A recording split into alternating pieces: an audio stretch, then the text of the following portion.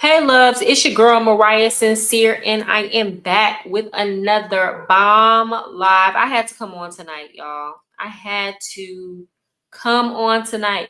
Jamal, you were like, I hope this is still a go. Yeah, it is still a go because we have a lot to talk about. I try to keep these lives under 2 hours, but it's so hard because information is constantly coming out. The situation right now in terms of Charlie Kirk and potentially who did it is constantly evolving. Candace Owens came out and dropped bombs. I wasn't even going to talk about Candace Owens in this live. I'm going to have to talk about Candace Owens because she just got on her channel today and dropped some bombs in regards to Charlie Kirk and the situation with Israel. She basically said, and I'm going to watch this with y'all because I didn't watch it all because I was like, I'm going to save it for the live. But she said that Charlie Kirk was fighting for his freedom. I think she's basically going to confirm what we all know. A lot of these Republican conservative commentators, and it's not just Republicans. You got it on the left with Soros, but a lot of these um, figureheads on the right, in order for them to get to a certain position, they have to agree to certain terms. So you have a lot of these figureheads, like Officer Tatum is one of them. Officer Tatum, I agree with you for the most part, but I knew you were bought and paid for when the whole situation with Iran happened this year, and you just came out in strong support of Israel. Anytime you see a politician or a figurehead who was unable to or unwilling to criticize Israel at all, then you better believe that I'm not saying all of their opinions are bought and paid for, but the one thing that they can't do is go against Bibi Netanyahu. And that's just point blank, period. And it's not just people on the left. A lot of these people on the right, some of the same people who were saying, free Palestine, they will go to Congress every time and vote to send money over there. So we're going to talk about that. One thing I want to say is, like, I think I've been having a real hard time since, I hate that we saw it. I hate that we had to watch Charlie Kirk get shot in the neck on camera. Like, I don't think that will ever leave my mind. And I've been having to pray and ask God to deal with me because y'all know I have made a shift and it's been a long time coming. But y'all know I have shifted further and further right. I still would say that I'm an independent person who is conservative leaning. And the reason why I say that is because I'm ready to walk away from any political party if need be. I will be black pilled and leave all of it alone if I feel like it's more beneficial to do that, or it's better for me to do that. What I will say is I don't see myself ever voting for another Democrat in my lifetime. That party, especially right now, current day, it's just they're so cooked. It's so warped. And I want to say I can't believe I used to ever be a part of that party, but yes, I can, because it's like when you're black, you're born into it. When you are black, you learn to associate being a Democrat with your identity, right?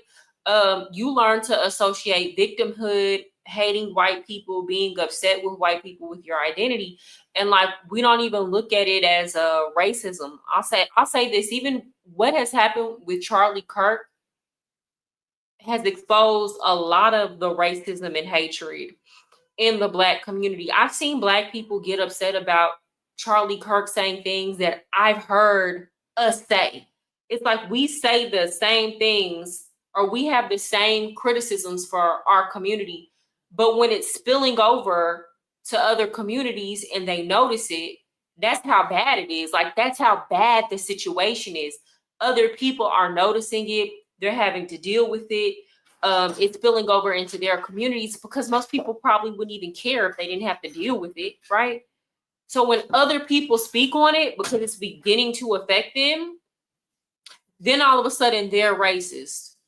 I remember Charlie Kirk made that comment. He was talking to a girl and he was saying how a lot of the problems that happen in the Black community don't stem from economic inequality between Black and white people. A lot of it has to do with the fact that only a quarter of Black children have both their mother and father in the home. Now, Charlie Kirk said this, but I've also heard other Black people say that. I'm like, I see Black women get on Facebook every single day. They're complaining about their baby father not wanting to do anything, not wanting to help, not wanting to provide. I see Black women complaining all the time about how they can't, we can't force Black men to want to stay home and be a father. I see Black women complain about these things all the time. I see Black men complain about how the Black woman don't want the Black man in the house for whatever reason. It's like this blame game going on. But the fact of the matter is, other people look and see, they take notice. Most of the time when I meet a Black person, their mother and father are not together, or they don't even know their father, or their father was an absentee father. And we think it's racist when people take notice. And Charlie Kirk was not wrong when he said that a lot of our problems would be solved if we had two-parent homes. Why?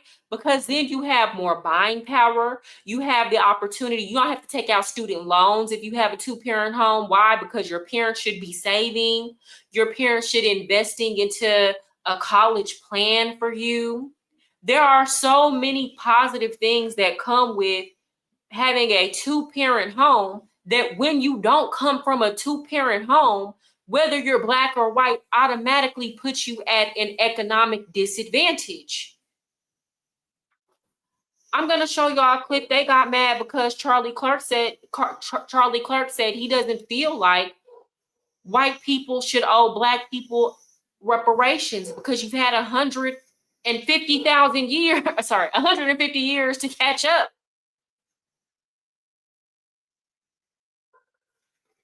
And people got upset when he said that because people want to bring up redlining. People want to bring up Tulsa. And it's like, y'all can run that game on the white man. But like, I grew up in a Black community. I know the type of decisions a lot of y'all are making, starting with the person that you procreate with. I know the decisions that a lot of y'all are making that keep you at a disadvantage. See, it'd be one thing, you can blame white people for racism if you're doing everything that you're supposed to do on the front end. Then you can blame it on racism. But if you're not handling your business and taking care of home and handling your responsibilities and being real choosy about who you're having children with and being financially and economically responsible, then you have absolutely no right to blame all of your financial and economic woes on white people. I talked about this when I was like, the reason why white people don't invest into Black communities is not because they don't like Black people. If they felt like they could come into Black communities and their stores not get looted and robbed every other weekend, and their employees not be put into danger, basically, if they were in Black communities and able to make money instead of operating at a loss, they would stay, because at the end of the day, all money is green. But that's not the case. So it's like white people can't even invest into our communities and give us an opportunity. But we want to say that that's racist. We expect white people to self-sacrifice. White people who have to put their hard or earned money on the line, the majority of which had nothing to do with slavery, the majority of which came after slavery. Let's be clear. A lot of these white people are descendants of immigrants who came during the Industrial Revolution and the Gilded Age. We expect them to self-sacrifice, spend their tax dollars on reparations, invest into our communities, and we're not even doing our part. We're not even willing to check the people in our community who scare people from investing. Every time I heard Joy Reid make comments today about how she felt like Charlie Kirk didn't have a right to speak on the Black community, that's something that we should handle in-house, but we're not handling it in-house. Anytime even a Black person tries to bring up the issues, the conversation is shut down, and y'all immediately go to, I'm thinking about my Black son and my father, and my sons and my father aren't like that. Yeah, but like it's enough. It's enough to where it's a problem. It's becoming an economic it's been an economic problem.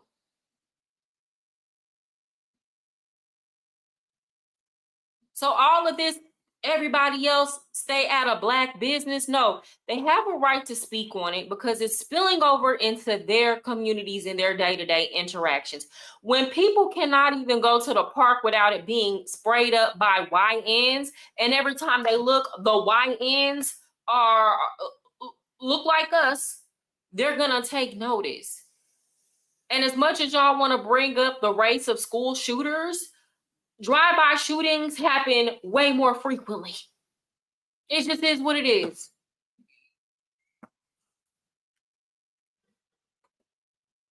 But Mariah, it's oftentimes the woman who wanted to keep the baby and the woman who wants to break up. Woman wants to get married. Woman wants to get down there divorced. But Mariah, I'm sorry.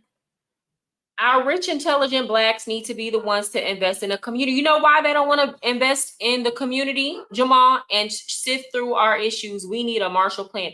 They're not going to invest in our community for the same reason why white people don't want to invest in our community. And they're not going to say that. You have people like Beyonce and Jay-Z. A lot of these rich Black people will stoke the fires of racism. They will use us kind of like with Diddy and the DeLeon situation, with the tequila situation. They will use us to stoke feelings of anger. They will call everybody else racist, and they will act with all this power to the people stuff. But they don't invest in Black communities for the same reasons that white people won't invest into Black communities, because they understand that economically it is not a financially sound situation. They understand, and then they can't say that. They can't say that because they still make money off of us in other ways. Like, they're going to take the money from you coming to their concert tickets, but like, no, I don't want to open up stores and shops and things like that in your neighborhood because I don't want my stuff getting robbed. And it's understandable. No, I don't want to come into your neighborhood and community for you to do me like y'all did Nipsey Hussle. And honestly, you can't be mad at them for that. At the end of the day, these are not socialists who feel like they should make all their money and just give it to you for the sake of giving it to you. These are capitalists. They're not out here working for free. They're working to make a dollar. And it's like, fundamentally, it's going back to what Pastor Manning said. We don't understand that because we don't understand the world and how life works. So it's easier to attribute everything to racism when it's really far more simpler than that. It's far more logical than that. Are there racist white people? Yeah, sure. I refuse to believe that majority are like that. But guess what? There are so many racist Black people. The stuff that I've heard, like, let's be for real. The stuff that I heard, Black people, I was listening to Real Talk with Yanni, and she was like, this is the stuff Charlie Kirk was saying in public. Imagine how white people talk about us in private. And I'm like, but I'm a Black person. I know how y'all talk about white people in private. Y'all say they stink, they don't bathe, that they musty, they don't season their food. Y'all call them crackers. So it's like, Everybody's talking shit. Why are you the victim? Why are you the only victim when y'all are all sitting up talking shit? And when I say all, I'm not saying everybody. Not every black person sits up and talks about white people like that. But a good amount do to where y'all shouldn't feel a way about or even care about what white people say about y'all in the privacy of y'all home, because y'all talk shit. Y'all say in the South, y'all say they all sleep with their cousins, and I hear the stuff y'all say. So, like, let's be for real here. Everybody's talking shit. It's just that black people feel like we should be off limits. We feel like we should be able to talk shit about everybody else, but slavery negates us from any type of accountability for our racism and prejudice. Matter of fact, I see black people all the time say racist things in front of white people's face, and they feel like you should eat that because of slavery, even though that person never owned any slaves and you were never a slave. So I'm tired of it. I don't want to hear it. People need to address their own prejudice and racism, but like we're not like stop playing victim here. I'm tired of hearing it. And it's not a reason to it is not the reason a reason to laugh about, justify, or say that that man had it coming. Y'all know what? It's been so hard for me again, because if you're black, you were taught that your political identity is Democrat. It's like being a Democrat goes hand in hand with being black. That's just like when Joe Biden was on that phone call, or when he said, "Oh, if you don't vote for me, you're not black." And black people still went out and vote for him. But I got upset when he said that. But I'm like, no, Democrats feel entitled to our vote, because we have coupled our identity with that political party. So much so that most black people, including myself, when we decide that we want to even just listen to the other side and like agree with a lot of their points, we are ostracized. Your family don't mess with you the same anymore. They don't care about you. It's like you are only good so long as you are useful to the Democrat establishment. I'm not even gonna lie. It was so disappointing. I saw a lot of my family members justifying Charlie Kirk's death or reposting quotes that were trying to act like they weren't justifying it. But basically, you were saying because of his thoughts, he had it coming to him. And I'm like, well, I agree with everything he said. Do you think that if I died, would you say the same thing about me? I feel exactly the same way he felt. So when you see friends and family saying those things, and you're like, you think if I died, you would feel like I brought it on myself, or that I invited that.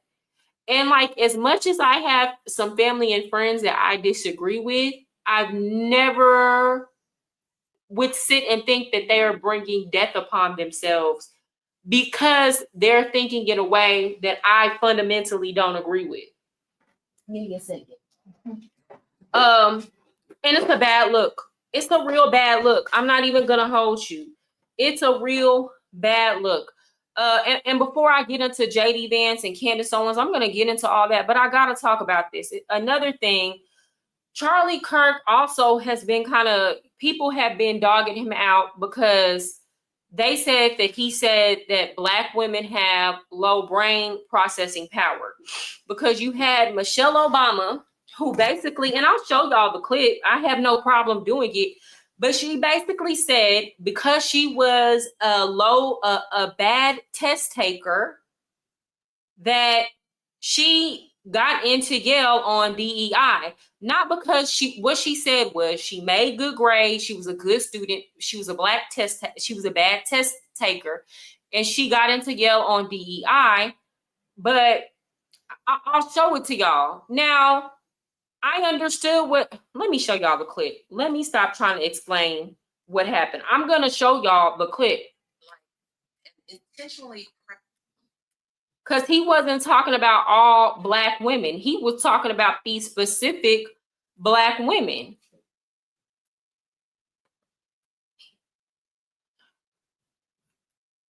I'm gonna show y'all the clip that got everybody in a tizzy.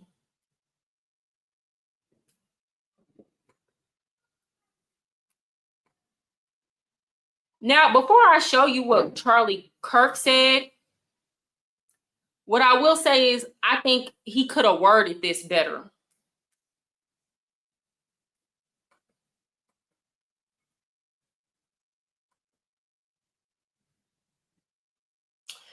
Now, before I play y'all what Charlie Kirk said, I'm going to play what Michelle Obama said to even spark this conversation.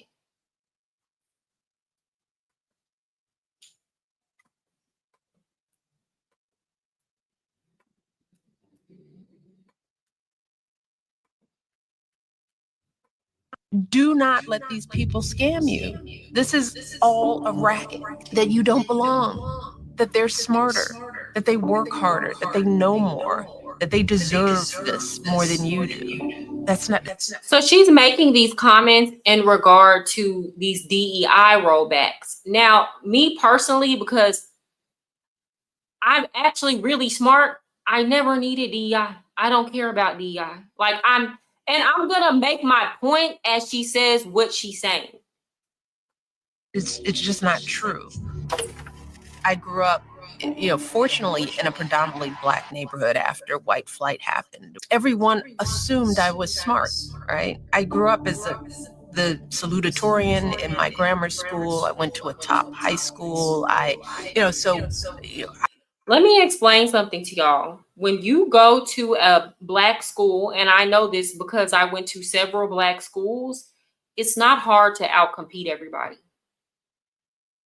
It's really not. And I'm just being honest. And it's not because everybody is dumb. It's because the standards are so low. The standards are low in Black schools. They don't do the same amount of work. I remember when I had to go from like a Black school to a more mixed race school that had predominantly white teachers, where the parents still cared about the quality of the education and the quality of the work, and the expectations of what are expected of you are night and day. Even when you go to a Black school in the suburbs, if you compare a Black school in the suburbs to like a white school in a good part of the city, the expectations of you are not that high. So like you easily outshine people. And that was my experience going to Black schools. And I'm not even going to hold you, because I was actually smart. I was a very, very lazy student because I knew I could. I never worked hard academically. I knew I could bullshit my way through school. And what I was going to put out bullshitting was going to be better than somebody who like tried very hard. I'm just being honest. I had the fortune of growing up in a validating Black environment. Black students, whether they should be going to HBCUs, and what happens when you get pulled out into a mixed environment where you are so underestimated so early. You start, we talked about. Do you know why people underestimate Black people in mixed environments? Again, I'm saying this as somebody who had to go from one environment to the next. It's because 9 times out of 10, the other kids are outperforming us. It just is what it is. And I don't even think it has much to do with them being more intelligent than us. It's the standards. It's that they get used to a standard from a very young age. Their parents have certain standards and expectations of them at home that the vast majority of us don't have. And I'm saying this is somebody who taught in a Black suburban school district. These weren't even underserved kids. When you try to place standards on these suburban Black people's children. They'll get mad at you, cuss you out, say you're singling their kid out, all because I asked your child to read a paragraph. The standards are already low, and you're upset with me just for trying to get them to adhere to these low standards. You will go buy your child an $800 pair of Balenciagas, but you see they're falling behind in school, and you won't even buy them a tutor. And no, this is not just one or two. This is not just one or two. This is not the minority that I'm speaking to.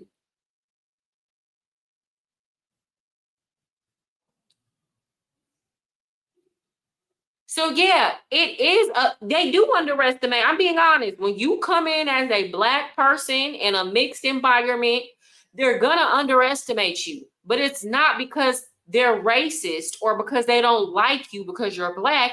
It's because that is what they're used to seeing. We would act a fool. I remember I went to Mesquite High School for a little bit, and that used to be a predominantly Black, white area, and it's changing. We were always the ones fighting. We were always the ones acting a fool. We were the main ones skipping school. Not that the white kids didn't skip school either, but we did it more frequently. We were out walking the halls all the time, BSing, just constantly BSing. So yes, people begin to get used to that, and they develop a perception. You can't be mad at them for that. The only thing that you can do is do your best and prove people wrong. Just that you start telling yourself, I didn't have that. My mentors, my teachers, the coaches, my dance teachers, they were all people who, if I made a mistake or if they doubted me, it was because, not because of my race, it was because I disappointed somebody in some other way. Mm-hmm.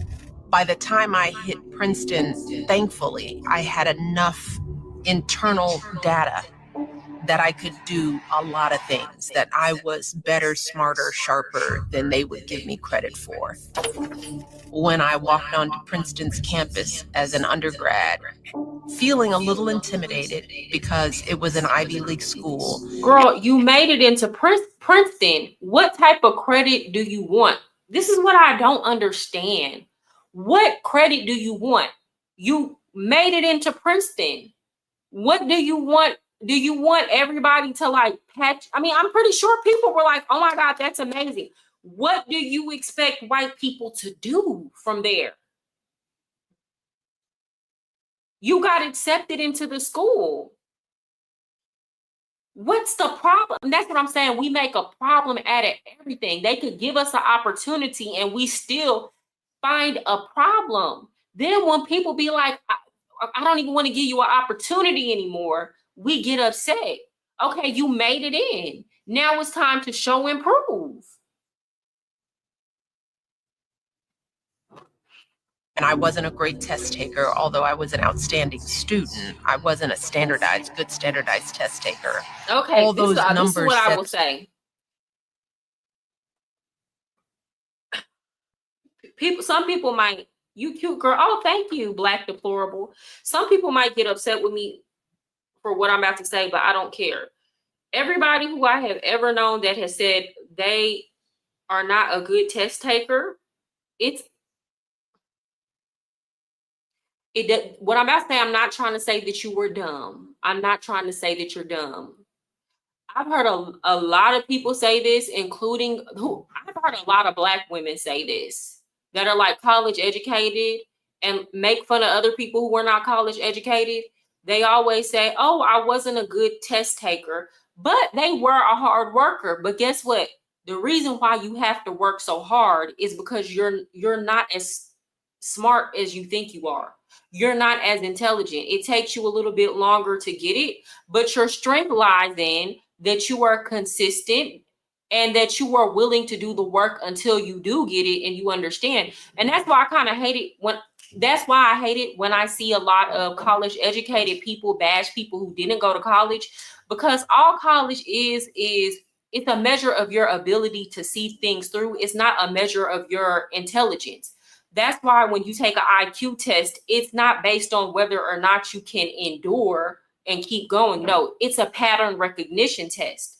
People who are genuinely smart are, all of them are excellent test takers, because all the work you do before the test is preparation for the test. It's the same stuff. It's the same stuff. So every time I hear people be like, oh, was just a bad test taker. No, you were a good, persistent, and diligent student, but you were not as smart as what you thought you were.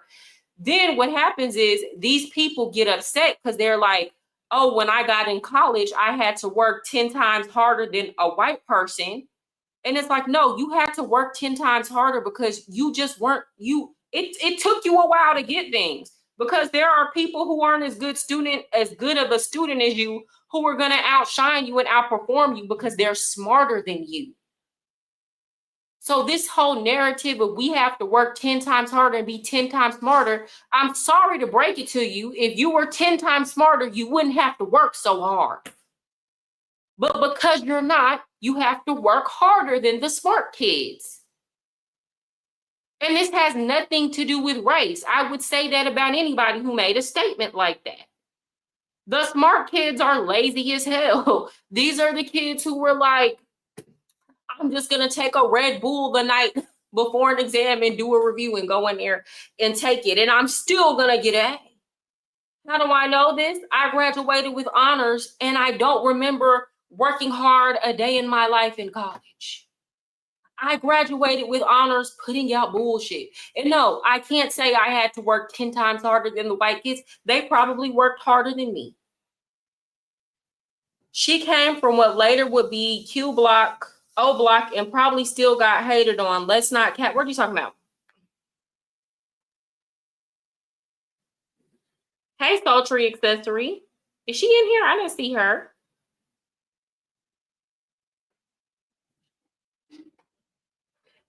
And I fed it with Michelle. She's turned into a corporate liberal weirdo. She has.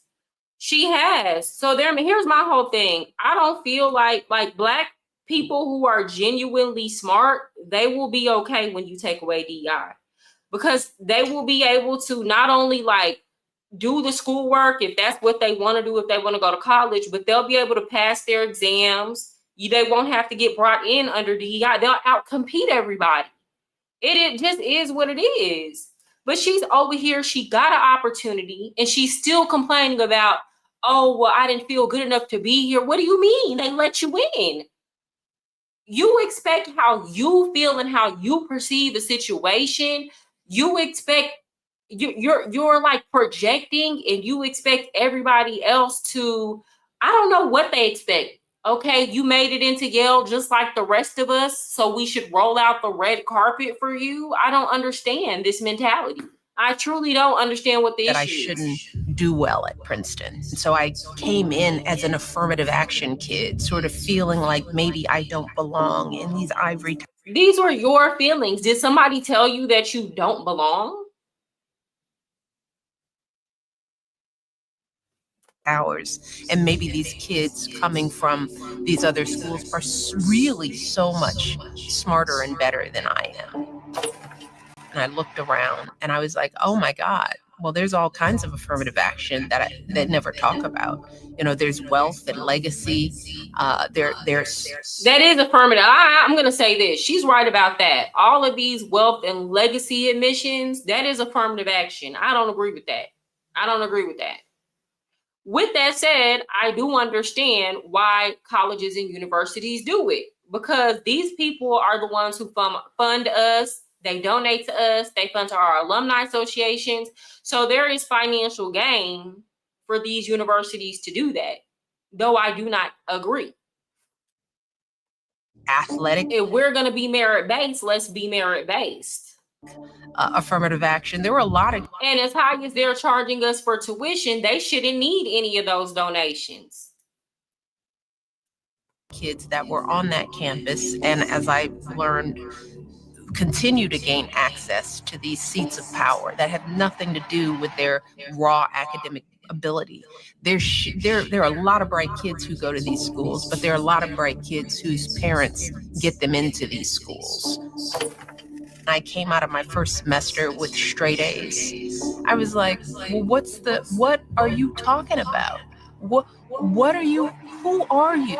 Why are you trying to? She still hasn't given not one clear example of somebody saying that she wasn't supposed to be there.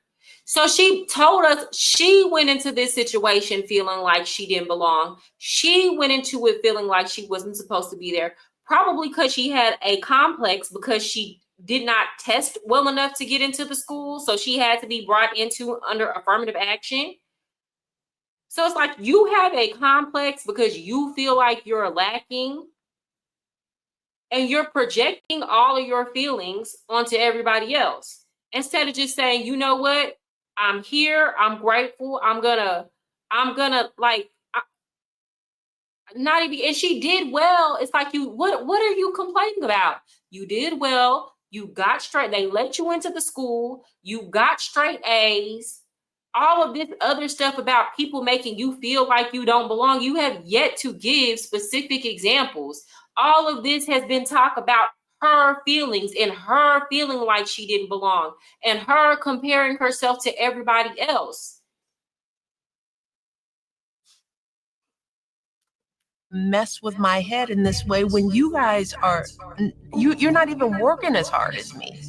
But it was infuriating, but it was freeing, because I was like, Michelle, have you considered that they're not working as hard as you because they don't have to?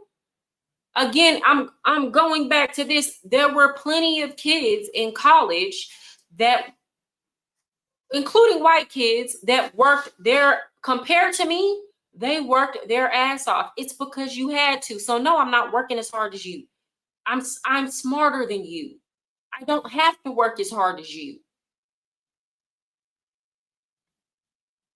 I can throw something. I first of all, I pick it up quick, and like my most sloppy work is still gonna look better than what you turned in, that you worked really hard to do.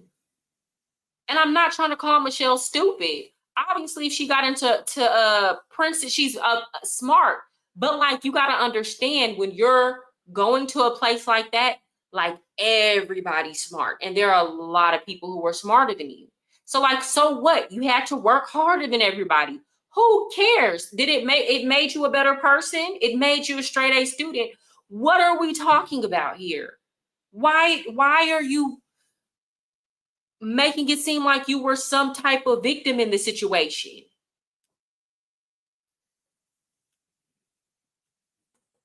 I get it now. You're just trying to get into my head. You're scared of me. You don't want me competing with you. And I think it was at that This is peak delusion. This is peak delusion, ma'am.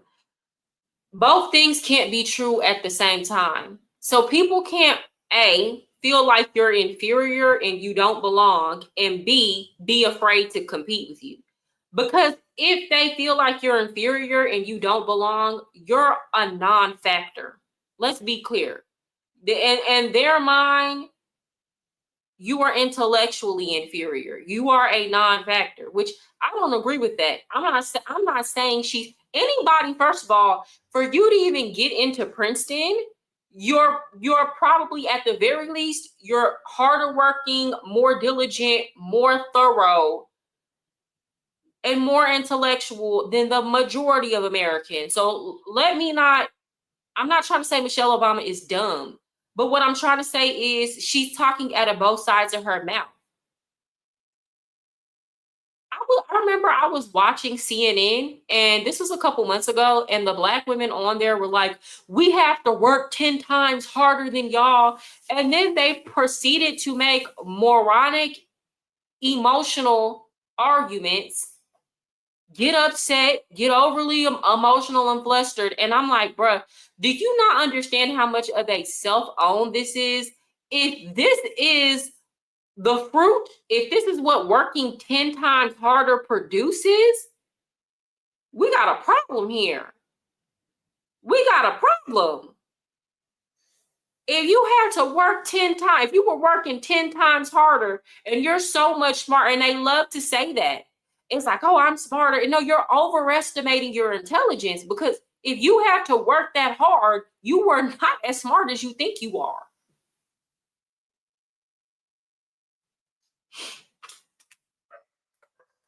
Period. Going to one of the top schools that I was like, I'm done. I am done worrying about whether I belong here. You know, this is a scam. I'm going to sit at these tables and I am going to run it from now on. Why am I listening to you? Why don't you listen to me? I think that experience for me was freeing in an odd kind of way. And a lot of kids don't get access. They're just blocked out, and it's sort of like they're told, don't look behind the curtain because you don't belong. I don't know. Nobody ever told. I'm just keeping it real. I'm gonna be honest. White people never told me that I didn't belong anywhere.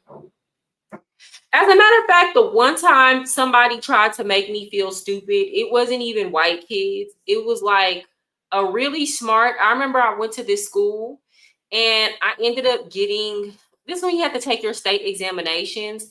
And on my math exam, I think I missed one. You know, you had to take your state examinations to pass high school. And I missed one. And there were these like two nerdy boys who, you know, they wanted to have the best scores. So they were comparing their scores to everybody else's in mine. And they were like, did you cheat? Did you cheat? Because you're like dumb. And you know what? I couldn't even be mad at them for saying that, because like I would be in class high and sleeping and talking all day.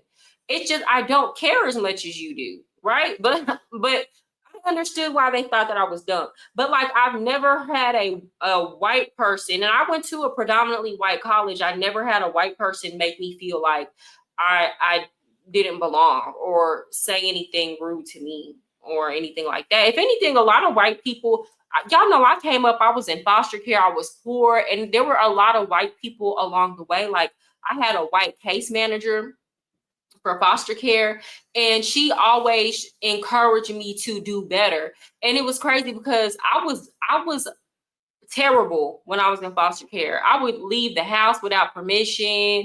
I would be smoking. I would cuss the foster parents out. I would do all kind of stuff, right? I was constantly fighting. And like all my other Black peers who had Black case managers, the Black case managers would just wash their hands with them and like let them be put away into residential treatment centers, and like just would give up on them so quick. And my white case manager would not let them lock me up and throw away the key. She fought tooth and nail for me. Stephanie Garcia, she married a Hispanic man. If you ever see this, thank you. You saved my life on multiple occasions. I'm sorry. Did I read your comment? Oh, so sure. I wanted to address this.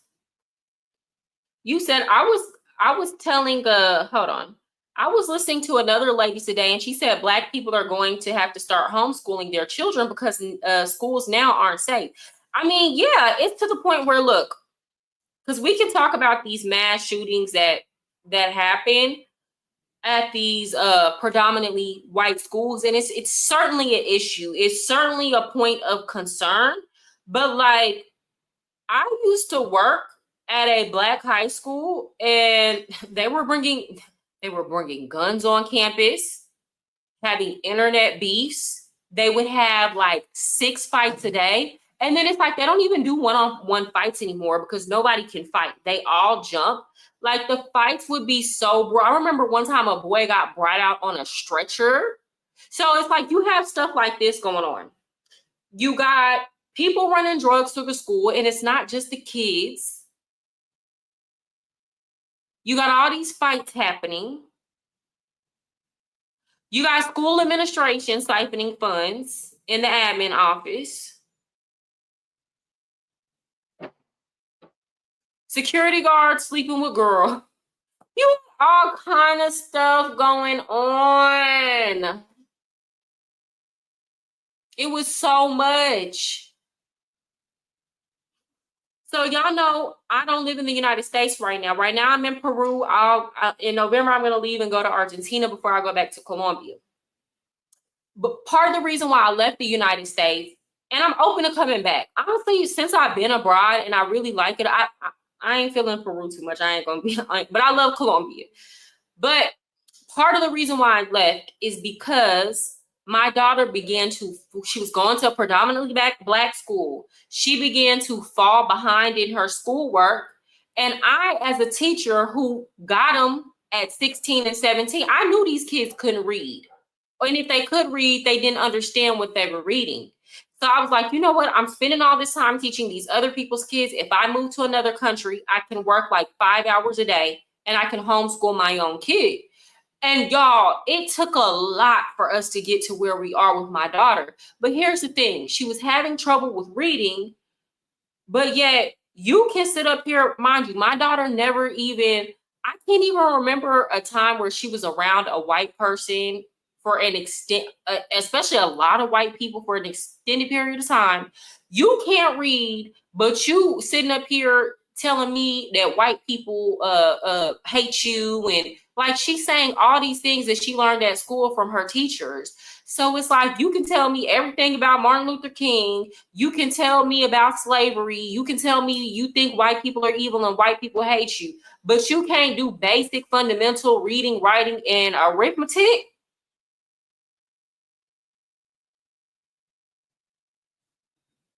Okay.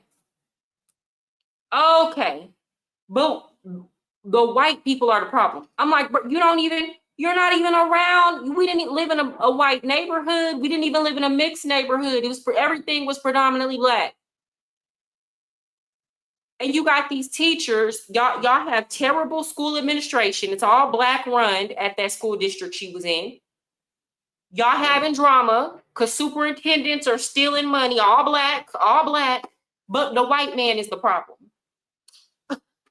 You can't make this stuff up. You can't make it up. So I'm not mad at Charlie Kirk for anything that he said.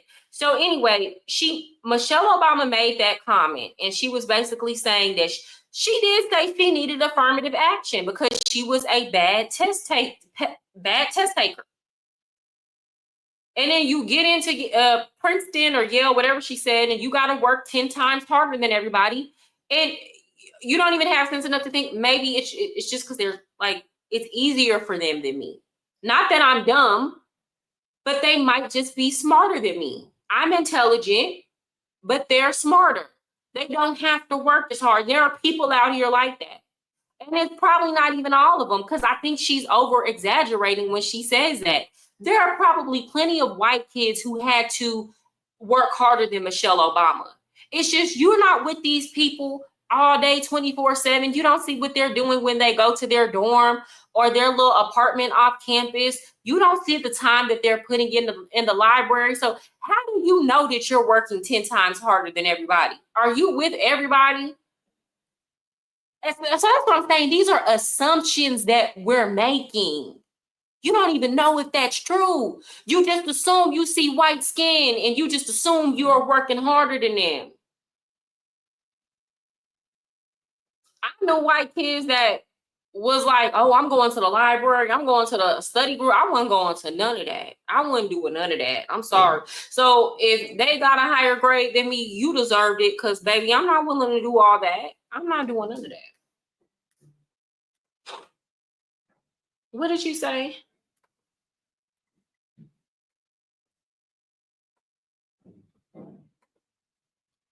Nurse Farouk ain't saying no goofy like this. He kept it a hundo. He said there was racism and he was doing coke and confused. He probably was telling the truth. Let me tell you something.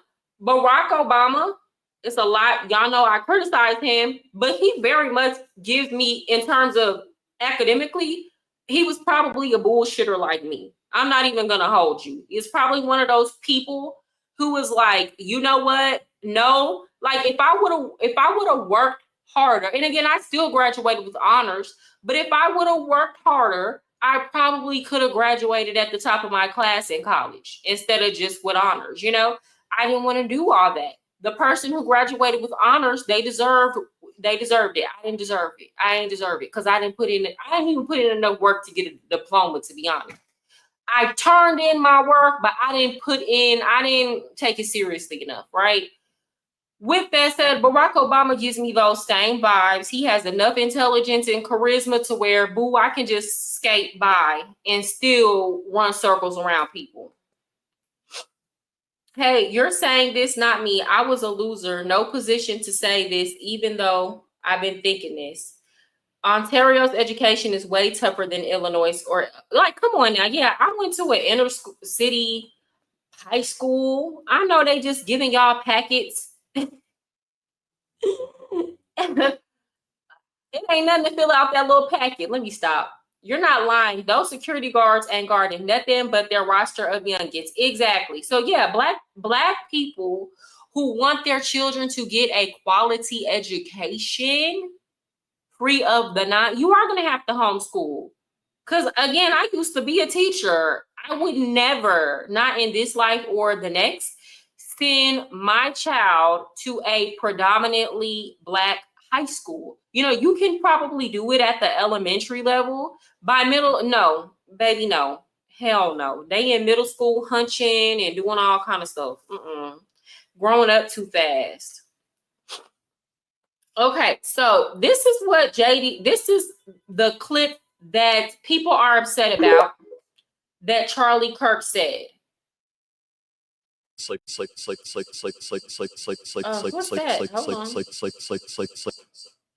Let me refresh this.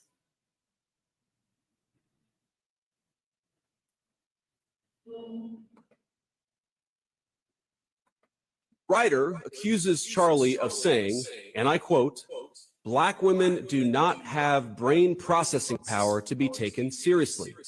But if you go and watch the clip, the very clip she links to, you realize he never said anything like that. He never. So the comment that's going around social media is that Charlie Kirk said all Black women don't have the brain processing power. It's like he was talking about all of us in general. When he named specific names of Black women, and y'all are about to hear this. Now, people are upset because JD Vance, he did the way he worded it, made it seem like Charlie Kirk didn't say anything about that at all, but he did. But he wasn't talking about all of us. Uttered those words. If we would have said that Joy Reid and Michelle Obama and Sheila Jackson Lee and Ketanji Brown Jackson were affirmative action picks, we would have been called the racists. But now they're coming out and they're saying it for us. They're coming out and they're saying, I'm only here because of affirmative action. Yeah, we know. Okay, well, here's the thing. Joy Reid is not an intelligent person. She's not. She is a race baiter. She rarely utters an intelligent thought. She is a corporate shill. There's nothing about her that, like, Joy Reid is no Nina Turner. She's not. And whether or not you agree with the things that Nina Turner says, she's a very intelligent, articulate person. And Joy Reid is constantly race baiting, all it. Like, when she talks to people like Pierce Moore, she can't hold her own in an argument. She always has to make everything. She always has to defer to race baiting. That's it. That's it. She's a one-trick pony. So yes, people do know she's a DEI hire. We hired you to be the Black woman that is constantly race baiting. That is your role. And you have to stick to it. That's your purpose here. Yes, boo is giving DEI high. She's no intellectual. She's no Thomas Sowell.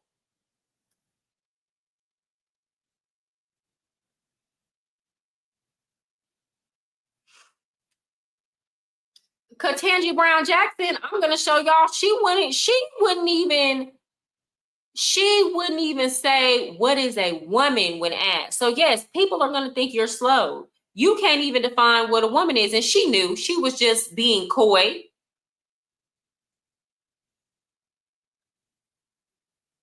But there's a reason why he said the names that he said. Because I've also heard Charlie Kirk, I can pull up other clips of him telling Black people, there's no difference between you and I. The difference is cultural. The difference is people telling you that you can't, so you think that you can't. He said this before. I can pull up clips of Charlie Kirk arguing against segregation.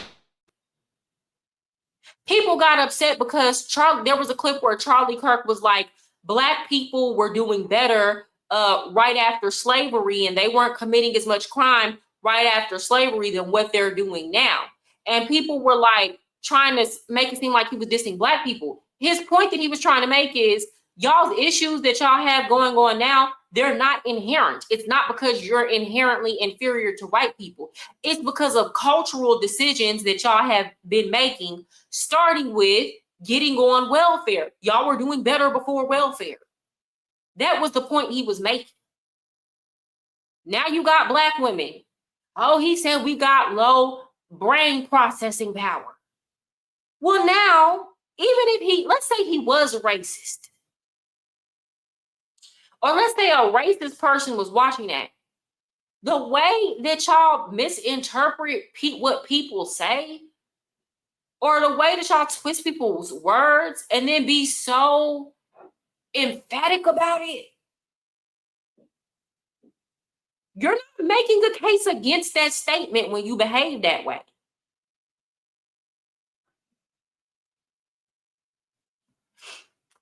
You do not have the brain processing power to otherwise be taken really seriously.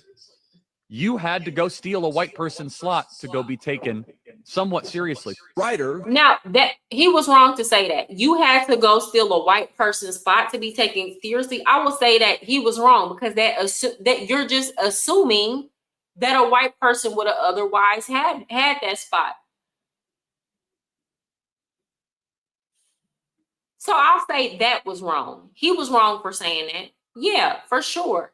And you know what? There are probably a lot of white people who feel like because of DEI, they've been stolen from, or like, dang, I have to work with this person and they didn't work hard. They feel like we were given something. And that's why I say DEI is bad. Because then people meet you and they automatically assume that's why you're there. If you take the DEI away, then when people see you, they know you got there because you had to compete. Let's take it back to the Tuskegee Airmen. The Tuskegee Airmen were so good at what they did that even the most racist bombers, the bomber planes, were like, when they went to go complete a mission, we want the red tails to escort us. Because they were just that good. Don't nobody care about that racism. Put that aside. My life is on the line here, and I need the best to do the job. See, when people want to succeed, and they care about the quality of work they put out, and they know that you're a producer, they don't give a damn. They don't care.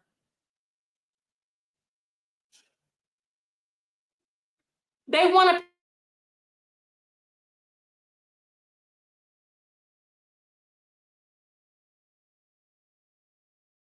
to believe going into it that you're not good enough. Or that it's even important who thinks that you're good enough or not. Who cares? I'm about to come in here and run it with y'all. I'm about to outcompete you at every level. If you don't like me, if you think I'm not supposed to be here, it's of no consequence. Who cares?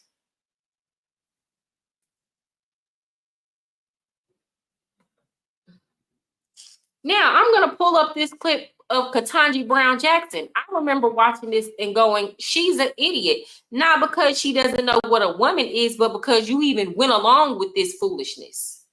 Okay. Can you provide a definition for the word woman? Can I provide a definition? Mm-hmm. No, Yeah. I can't. You can't? Not in Okay. this context. So you I'm not a believe the meaning biologist. of the word woman. You're not a biologist, ma'am. You a whole woman sitting on a whole cooter with chi-chis and everything, and you really went in front of these people and said, you're not a biologist, and you expect people to not think you're an idiot. So like when Charlie Kirk said her name, there's a reason why he brought her name into it. And that's just one of many instances where she has behaved in a way that makes people question, how did you get here? Woman is so unclear and controversial that you can't give me a definition. Senator, in my work as a judge, what I do is I address disputes. If there's a dispute about a definition, people make arguments, and I look at the All right. law and I decide. So I'm not. How are you supposed to properly decide a dispute over a definition, and you don't even know the definition of what a woman is? Baby, that's basic biology. So what are we talking about here? The fact that you This woman is on the Supreme Court.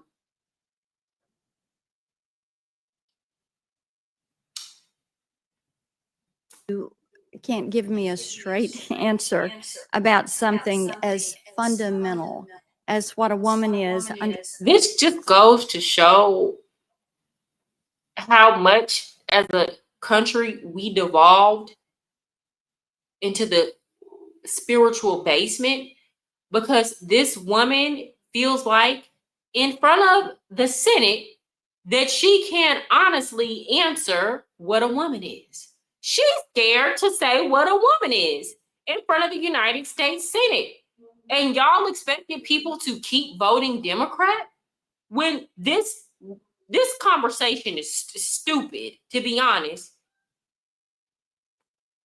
Underscores the dangers of the kind of progressive education that we are hearing about.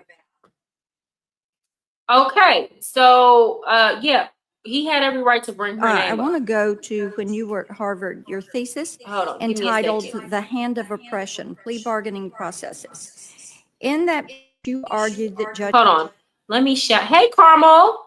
Hey, Carmel Cody Cutie, what's up? It's good to see you, sis. It's good to see all of y'all. If y'all are just now coming in, please hit the like button. You know, I'm coming at y'all with a little bit of hate, a little bit of fire.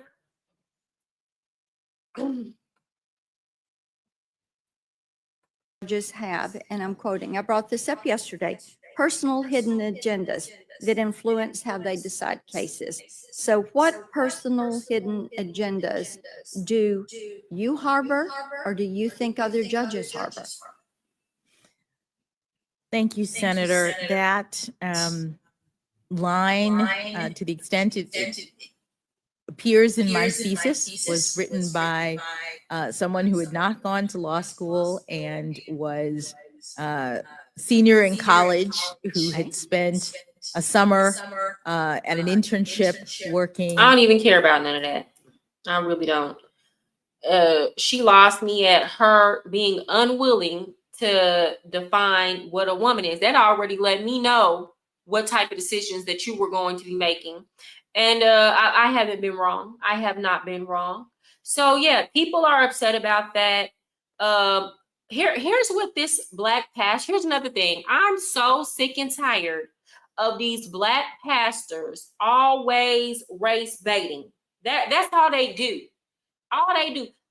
Majority of them, and I don't know this pastor, maybe he has told his congregation that they need to get right and stop allowing. Because here's the thing, the problem now, y'all remember, hold on, y'all remember during the whole Black Lives Matter thing, when cops were saying it's not all of us, it's just a few bad apples.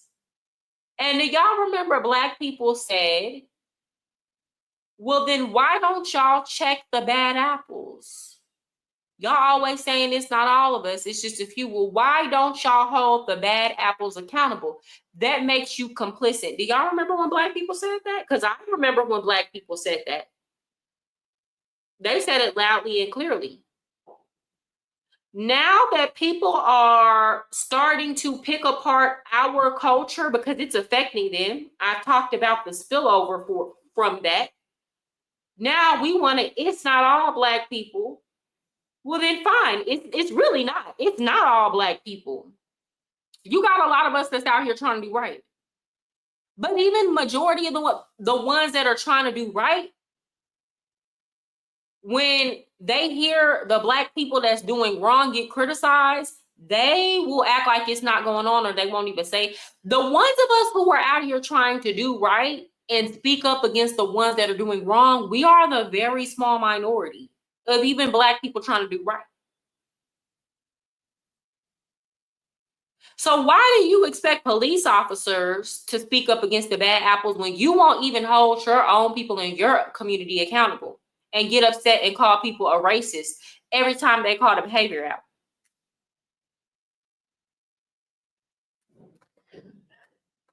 She became a judge because she's going to go along and get along with the Democrat establishment. That's it. She's a pawn. She's a tool. That's it. That's all.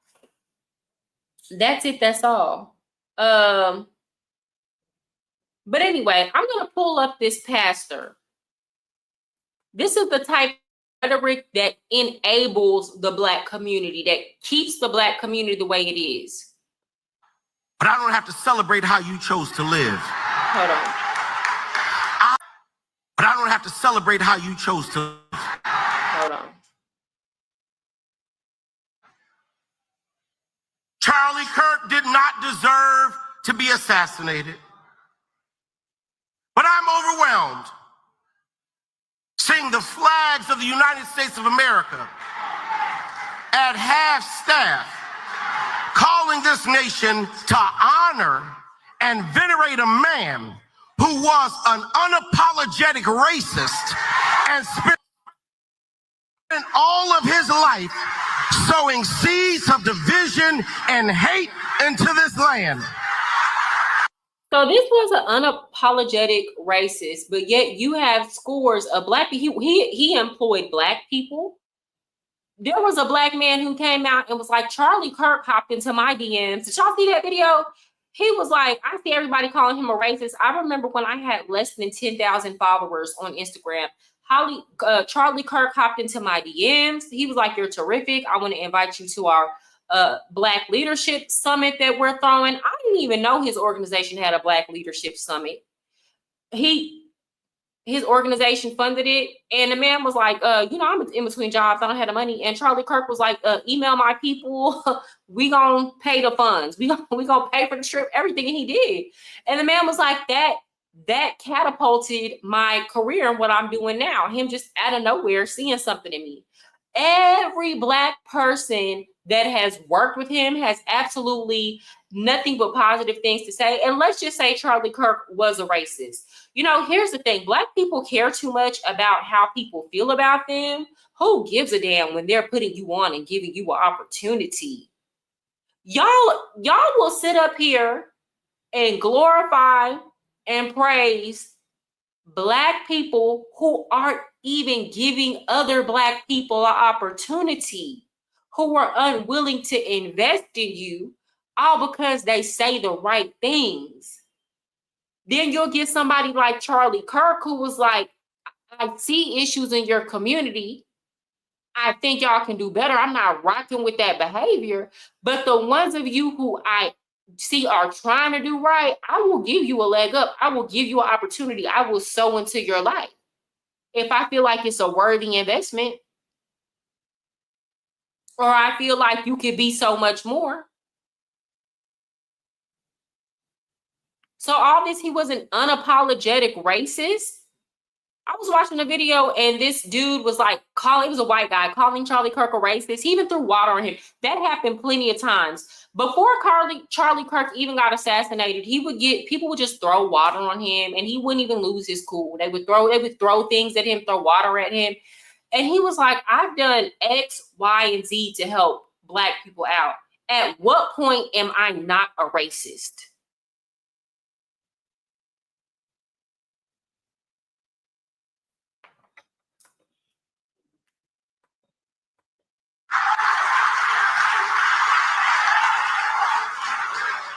And hearing people with selective rage who were mad about Charlie Kirk, but didn't give a damn about Melissa Hortman and her husband.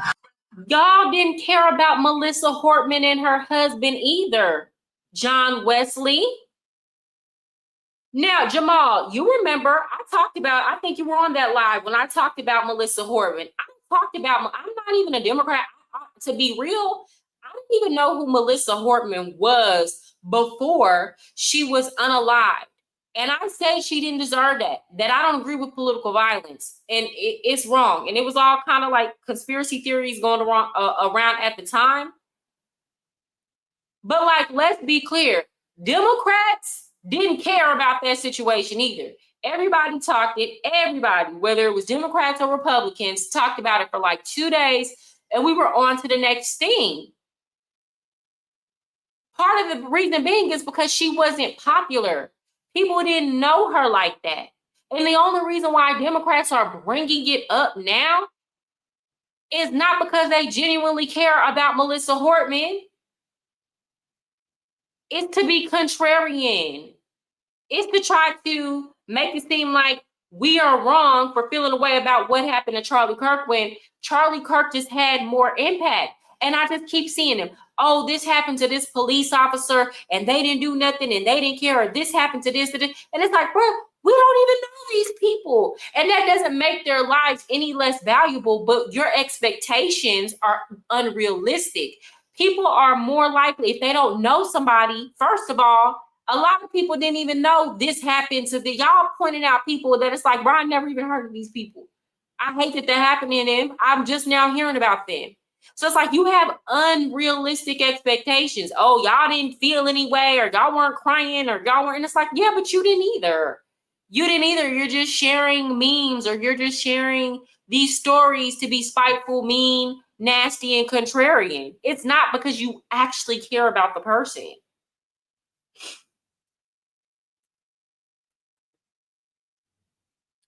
I honestly believe that's the point. They don't want to know Nina Turner's or Melissa Harry. Yeah, they don't. They don't. Honestly and truly. Melissa Harris Perry. I love her. Yeah. I mean, and again, there are people on the left, Black women on the left who actually are intelligent. Like the ones that they choose to put on a pedestal are not. When they were shot down in their home, tell me I ought to have compassion for the death of a man who had no respect for my own life. So let me get this straight. A white man telling us we need to go back to building our families, because here's the narrative Black people like this like to always put out. They don't like us. They're trying to destroy us. They're trying to destroy our community. So let me get this straight. A white man that tells Black people, y'all don't need to have abortions. They put abortion clinics in y'all community to destroy the family. So he's encouraging you to keep your children.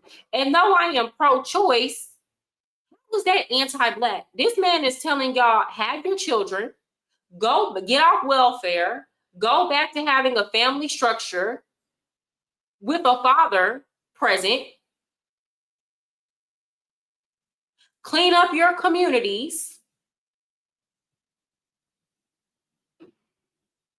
hold people accountable who are committing crimes, shit what y'all culturally value. And all the advice that he was giving us, guess what? If Black people were to actually put it into practice, unstoppable. This man was putting us up on free game. You want to know how I got to where I was? This is why. I got a wife. I'm in my kid's life. I worked hard. I don't commit crime. I'm a law-abiding citizen. I get out here and grind every day. This man was giving us the cheat codes for life. Yet he is a racist who doesn't like Black people and doesn't respect your existence. This shit makes no sense. Why are we like this?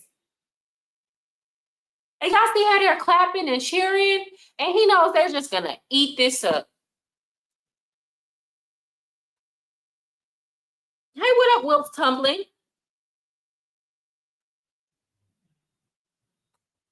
It's always tit for tat with the left. It's never nothing genuine. Y'all remember I did that live? If y'all came on my last live, I'm sorry, the sound was a little bit messed up because that's why I don't have my earphones on now. Hopefully y'all can't hear the echo. But like I was talking about how a lot of them were saying Charlie Kirk deserved to die because he was in support of the First Amendment. And they brought up that clip where he basically, and that's another thing, they always got to chop clips up, cut things short, don't explain the whole thing or show it in context. And basically what he was saying, unfortunately, we're going to have some gun deaths every year, but that is a price I'm willing to pay for the Second Amendment. And this is not an argument. If you show how they argue, the reason why people on the right don't want gun control is because y'all make it seem like, okay, well, they just don't want the federal government to come, they want to be ready to fight the federal government. No, it's not about that. It's because when you have gun control laws, what happens is the people who are law-abiding citizens and don't want to go to jail, they're the only ones who are going to follow the law. So what does that mean? You are at the mercy of the people who don't give a damn about those gun laws, who are going to have their guns anyway, right? So now those people can run up on you and rob you free of being, they don't even care. They're not even thinking about, oh, if I run up on this person, they're going to have a gun. No, I'm going to pick a square person. You're not going to have a gun because you can't even have one. I got the gun. So in my last live, I brought up the statistics of gun violence in Mexico, and I compared it to the United States, and I compared it to Texas, and it's like they have more homicides per year in Mexico. They have about the same amount of gun violence. The only thing that makes our gun violence rates a little bit higher is because we have more gun violence. We have more death due to suicides than them. They don't have as much suicide over there. But like homicide, they have more deaths due to homicide from guns, and they only have one legal gun store in the country. That's the crazy thing. Their gun laws are so strict, you really shouldn't even have a gun as a citizen, a Mexican citizen. They got one legal gun store, it's owned by the military, and your deaths due to homicide for gun violence are worse than the United States. So it's like these policies that Democrats hate half of the country for, we can look next door and see that they're failing. And you got Republicans who were saying, I don't want to be like that. I don't want to be at the will of criminals because they're going to have their guns and I don't have anything. Then we share a border with the cartels? Are you crazy?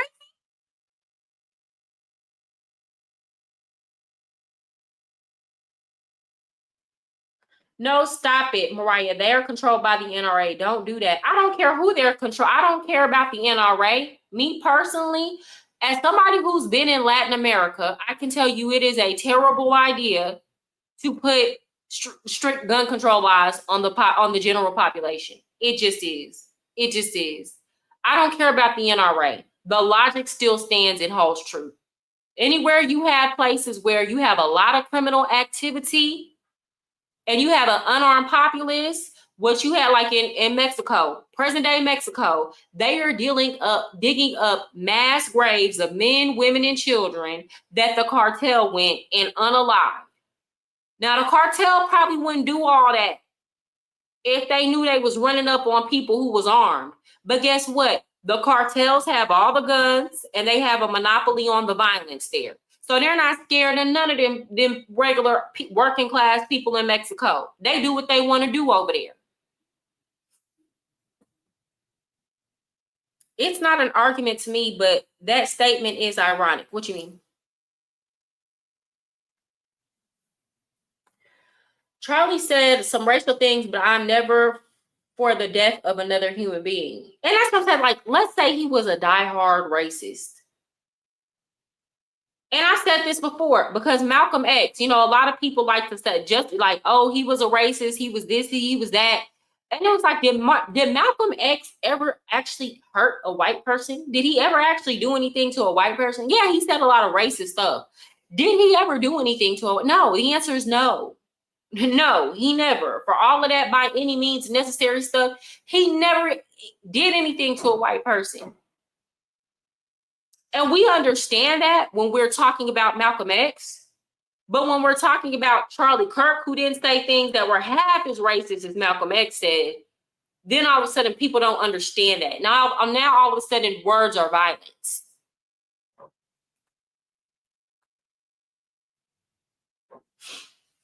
Honest question, did they take into account the amount of guns in the countries? What do you mean? Now, here's the thing. It's probably way more guns in the country. So they only have, this was the point. They only have one legal gun shop. There's a lot of guns in Mexico. They have one legal gun, right? There's a lot of guns in Mexico because they smuggle them from other countries and across the borders. That's a whole industry, weapon smuggling to the cartels. But here's the thing, that's the point I'm trying to make. If you do a gun buy-in or whatever they're talking about, try to get the guns off of the streets in the United States, the only people who are going to turn their guns in are people who care about the laws. This is the point the right is making. The only people who are going to abide by those laws are people who want to be law-abiding citizens. That's why they have all them ghost guns. Them YNs got all them ghost guns in Chicago. They don't give a damn about them laws. So now you got them running amok, shooting up the family reunions, shooting up the Little League baseball games, shooting up at the park. It ain't nothing nobody can do about it except for another YN. Don't compare those two very different times and circumstances. It's okay to be pro-Black sometimes, Mariah. Charlie Kirk. I'm not pro-Black. I've said that before. I want Black people to do well. I want Black people to succeed, but I'm not like, it has to make sense. Because when I hear pro-Black, I just hear go along to get along. And I'm not anti Malcolm X, but y'all got to remember, toward the ends of Malcolm X's life, he started to change a lot of the ways that he thought about race. But still, I said this before, Malcolm X said a lot of racist things. Even he conceded that toward the end of his life. But there was nothing that he said to make me be like, oh, he's a danger to white people, because he never did nothing to a white person. So what's the difference? What's the difference? As a white person, it is how, if we can pull up the stats if y'all want to. Outside every race, first of all, in every race, a white person is more likely to kill a white person. A Hispanic person is more likely to kill a Hispanic person. An Asian person is more likely to kill an Asian person. A Black person is more likely to kill a Black person. But in every racial category, if you look at the second race after their own that they're more likely to get killed by, it's a Black person.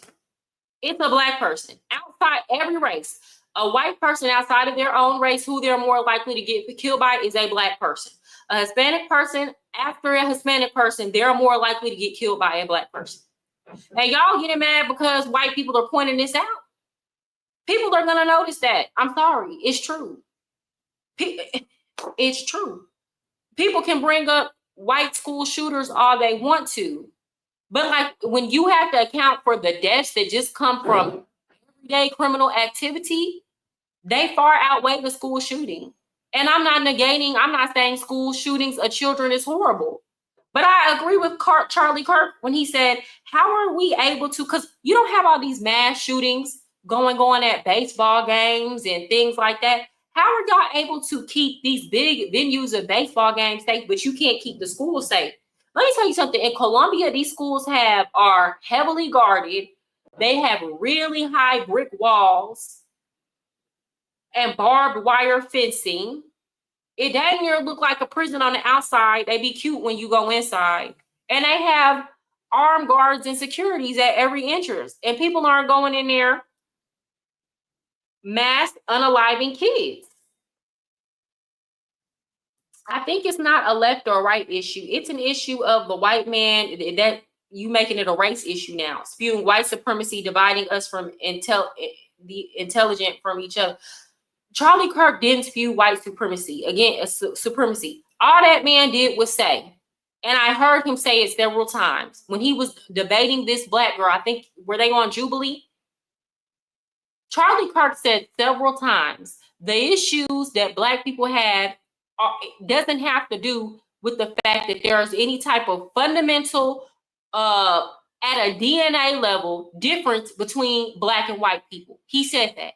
He said the difference is culture, and that black people were better off when there was a father in the home. That's what he said.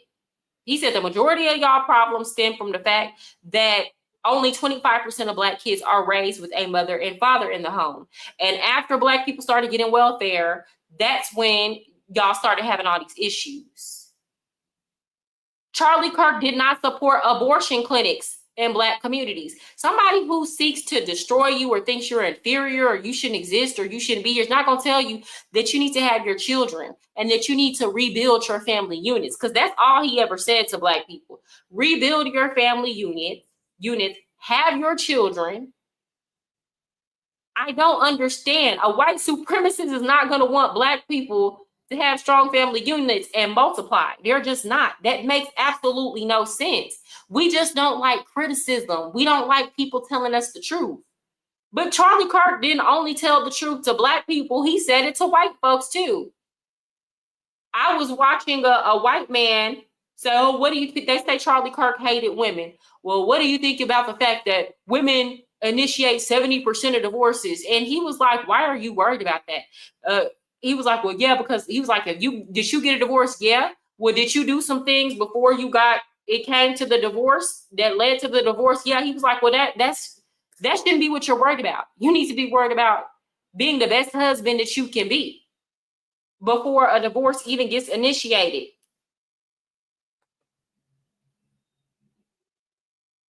Malcolm X is on a whole nother stratosphere. And furthermore, let's be clear. See, this is where we got to stop being delusional. Charlie Kirk had way more influence than Malcolm X. It is what it is. They over there marching for this man in Australia. They over there marching for this man in England. Hell, they was in Korea marching, doing a prayer march. They was in Korea doing a prayer march. So I love Malcolm X. I really do. Intelligent brother.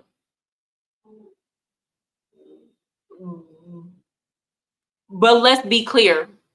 He would, like, if you want to talk about on a whole nother level, he was nowhere near on Charlie Kirk level.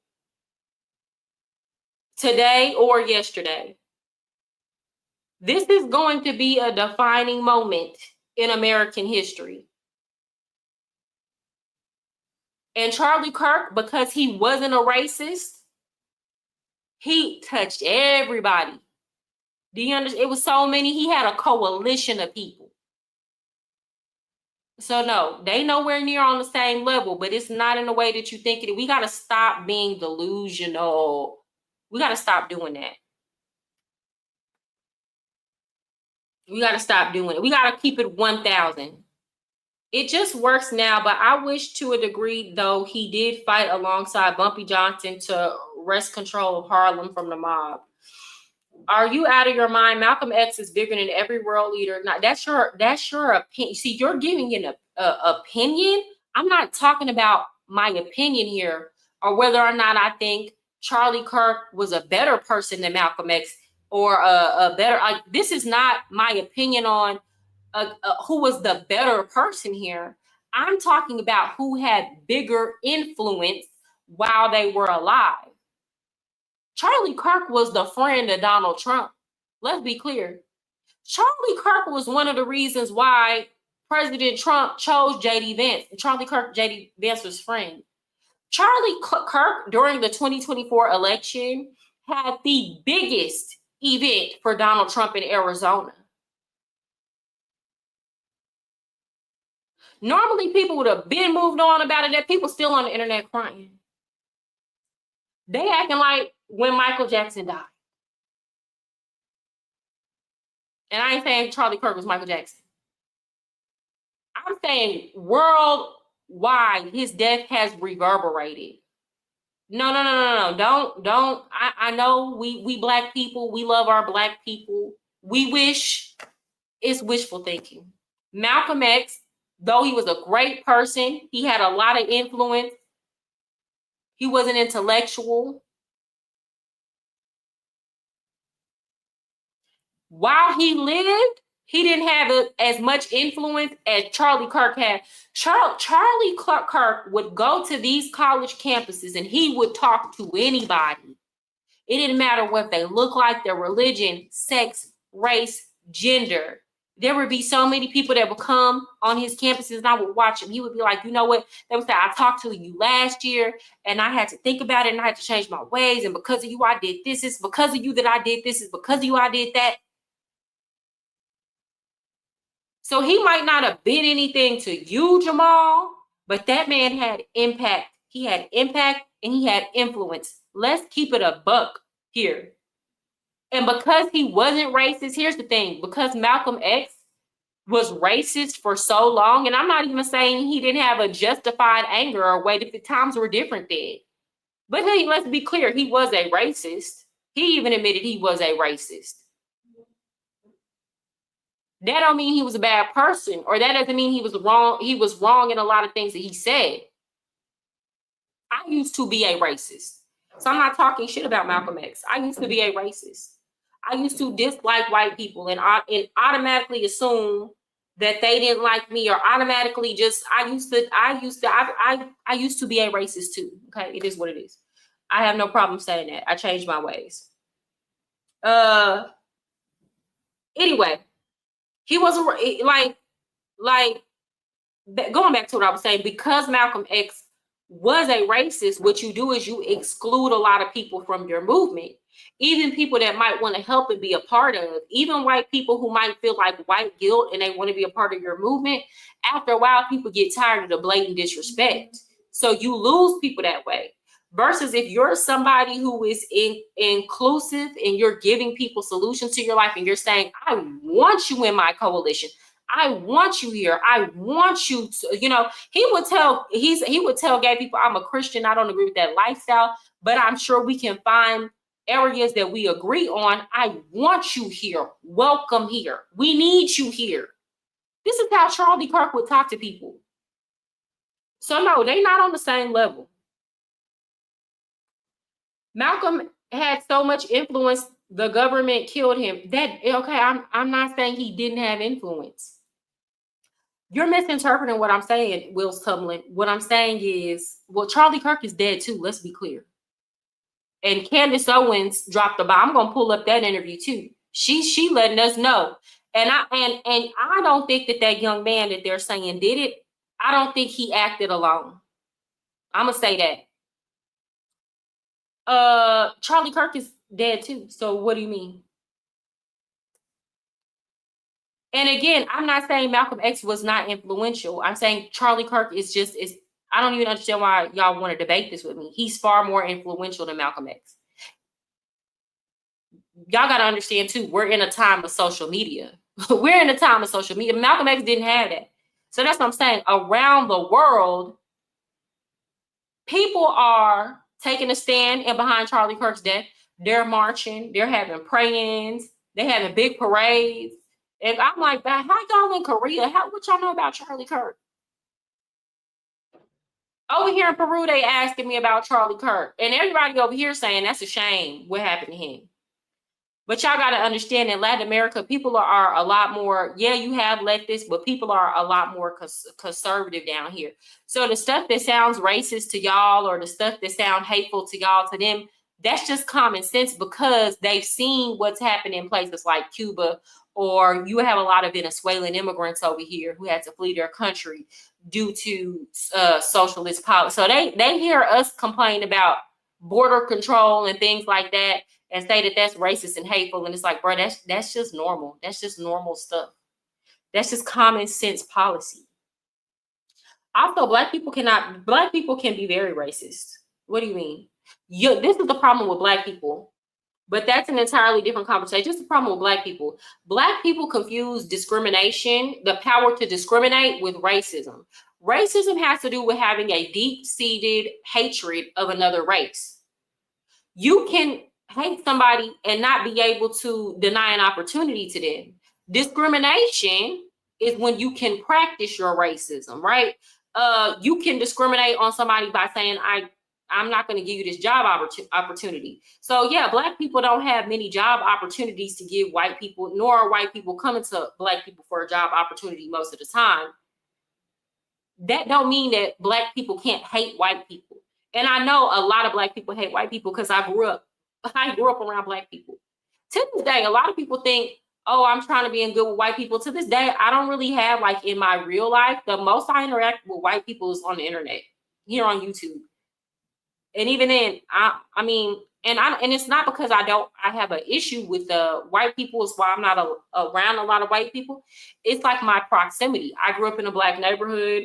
As an adult person, I've always worked with black and Hispanic people, predominantly Hispanic, and now I'm in Latin America. So everybody that I'm around is Latino. Like, that's been my upbringing. So, like, to be honest, I don't have not one, like, white friend in real life.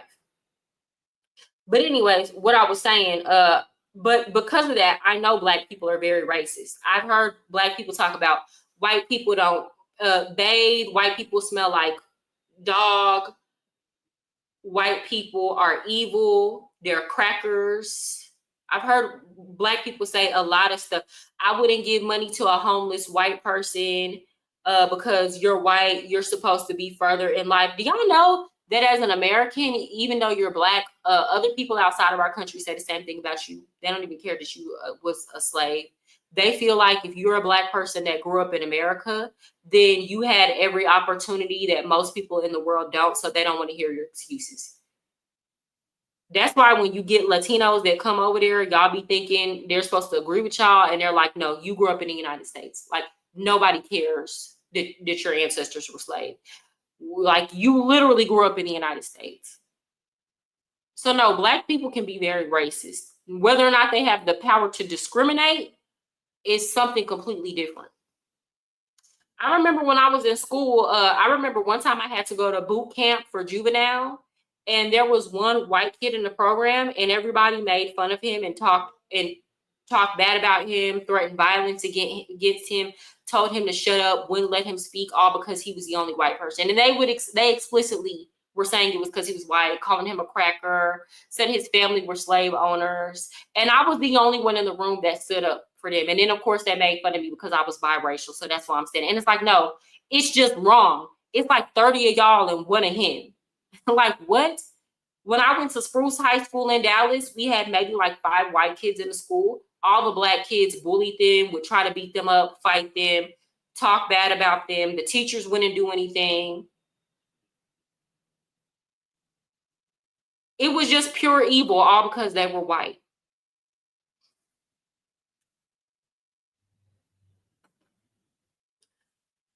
Fred Hampton and Huey P. are also another level. Africa has more people than Europe. Okay. I know black people are racist, especially black women. Let's not cap black women. A lot of black women are very racist. Yes, that's true. That's true. That's why a lot won't date out of their race, and then they get upset with you if you date out your race. I am sorry, but there's nowhere in Bible where we are taught to honor evil. And how you die does not redeem how you lived. That's so. Now you a Christian. I remember Jesus said, somebody slapped you, turn the other cheek. Those without sin cast those without sin cast the first stone. I remember when Jesus was strung up on the cross, he didn't curse these people and pray and wish that they die or say that they deserve what's coming to them. He said, Father, forget them, for they know not what they do. So even if you really do feel like Charlie Kirk is a racist, I can't think of anybody, not Joe Biden, Kamala Harris, where I would be like rejoicing about their death. Do I think they made some terrible decisions that they're going to have to live with? Yeah. I mean, but at the same time, no, I don't. No, I wouldn't be having like no. I don't even make fun of. I ain't even gonna get into that. This is a Christian man, and his words are vengeful, unforgiving. See, I expect this from a lay person. You're a Christian man leading the church, and not just that. This was another Christian man who was trying to honor God. Because Charlie Kirk, let's be clear, he always talked about his faith, his religion. You can say, oh, he spewed hate. Because really, this pastor, he don't care about anything else Charlie Kirk said. He me because I'm black. But Charlie Kirk always said racism is evil. See, I can pull up the clips. If y'all want to see them, tell me. I'll pull them up. Racism is evil. Segregation is evil. Charlie Kirk said that. He said, I believe all black anything is evil, all white anything is evil. But this is a Christian man at the end of the day. People, he hated the gays. He would tell people, I really don't care about your sexuality, but because I'm a Christian, I don't agree with that lifestyle. This was a Christian man married to a woman, raising both of his kids in the same house, trying to live right, preaching the word of God, and you over here acting like he was out here living wrong. Well, let's be clear. How many of these black pastors get up on Sunday morning, shucking and jiving like this, and y'all got several hoes and side chicks? I bet you not one side chick come out on Charlie Kirk. I promise you. I'm willing to bet my life on it. That he don't have not one side chick come out the woodworks. Yet you brothers will do all this shucking and jiving and inciting hate and anger in black people, and you got two hoes sitting in the front pew. You sleeping with two hoes that's arguing in choir practice every other Sunday, and then on top of that, got a boyfriend. I'm not saying he got a boyfriend, but y'all know what I mean. Just living completely undisciplined. But you got the nerve to want to talk about this man who y'all are supposed to be walking the same walk, regardless of y'all race. Y'all supposed to be brothers in Christ, spreading the same word, walking the same walk.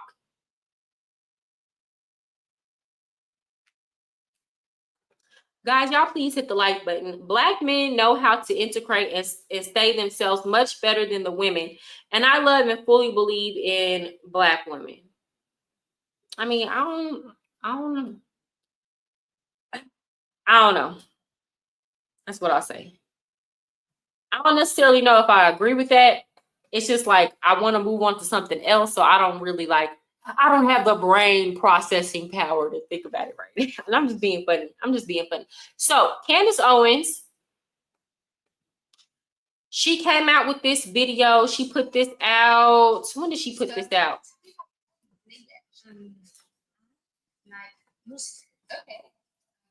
5 hours ago. So she put this out today. Now, for those of y'all who don't know, Candace Owens and Charlie Kirk were like real friends. Matter of fact, through Charlie Kirk at one of his events, that's how she met her husband. So they were real friends behind the scenes, behind closed doors. They went everywhere together. And I know a lot of people don't like Candace Owens. So they'll be like, oh, that was his token black friend. Charlie Kirk had a lot of black friends. Officer Tatum, it's been several that came out and made videos, showed videos of them together, them doing stuff, them organizing. Charlie Kirk had a lot of Black people that work for him, and he had a lot of Black friends. So I know a lot of people don't like Candace Owens. I don't agree with her with everything. I agree with her with a lot of things. I'll say that. And regardless of how I feel about her and when the things I disagree with, she's far more intelligent than majority of the people that criticize her over every little thing she says. And she don't be lying. But she is basically insinuating that Israel is the real culprit behind Charlie Kirk's death. That's what she insinuating. All right, so this says they are lying about Charlie Kirk. Arriving right now at a lot of anger, the audacity of some people. It has taken much restraint and prayer, and I had to speak with a priest. I had to go to confession. These emotions that I am having, wanting to respond with Charlie in his own words, really. People that are coming forward and saying this is what he thought and this is how he should be remembered. It just feels really inappropriate to me. I didn't know what to do other than to scroll through messages between me and Charlie, regarding which there are a ton of them. And kept going back and watching the video, many videos of us dancing. Y'all, real quick, before I continue, is there an echo? Is there an echo? Is this video echoing? Should I put my headphones on? Y'all let me know. Real quick, please. I'm not going to move on until somebody tells me.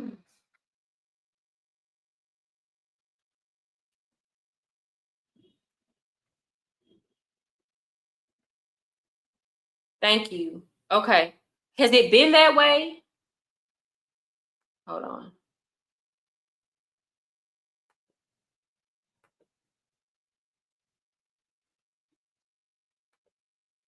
Okay. I'm going to put my headphones on. Give me a second.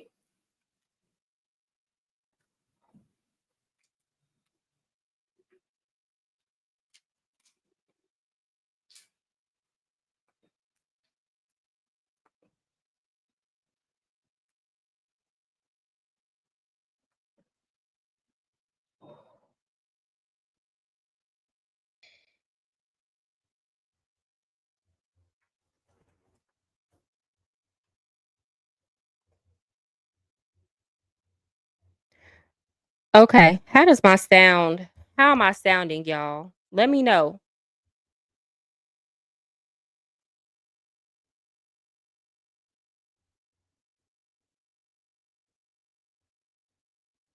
Because, see, when I heard my sound last time, it just sounded so bad. I did not like it.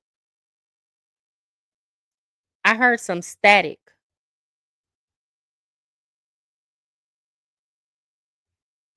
Maybe I should turn this down some. Okay, how do I sound, guys?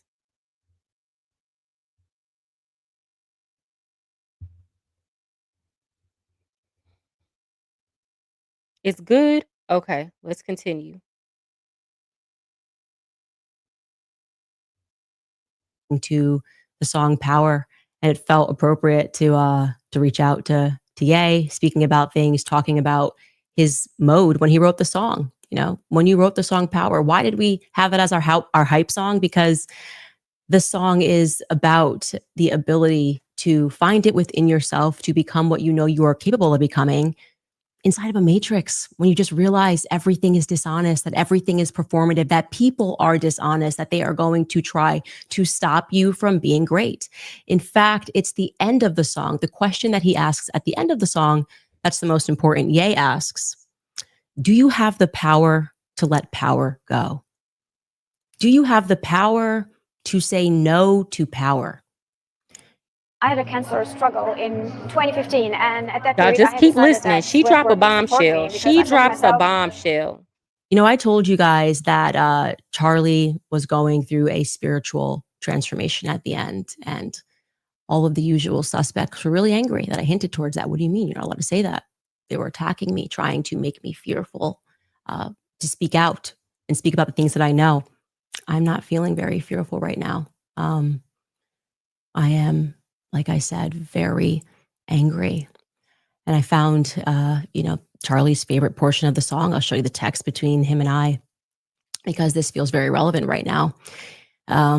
This is, again, lyrics directly from the song Power, but I just needed time alone with my own thoughts, got treasures in my mind, but couldn't open up my own vault. My childlike creativity, purity, and honesty is honestly being crowded by these grown thoughts. Reality is catching up with me. Taking my inner child, I'm fighting for custody with these responsibilities that they entrusted me. And that's a moment where he is really speaking about how hard it is. Like when you're saying, no, this is what I believe. And they say, you're not allowed to believe that. You feel like you are fighting for custody of yourself. And I want to be very clear. Now, for those of y'all who don't know what it's talking about, a lot of people are demonizing Charlie Kirk because he was in support of Israel. What most people are failing to include is, first of all, Charlie Kirk would go on these college campuses and he would get questioned about his support for Israel and they would say, like, you're a Christian. How can you agree with this genocide going on in Palestine? Charlie Kirk began to change. He began to change. Honestly and truly, I don't even know if he ever really truly supported any of that. Now, I was thinking about this yesterday, and then Candace drops this video. Oh, she ain't done. She just starting.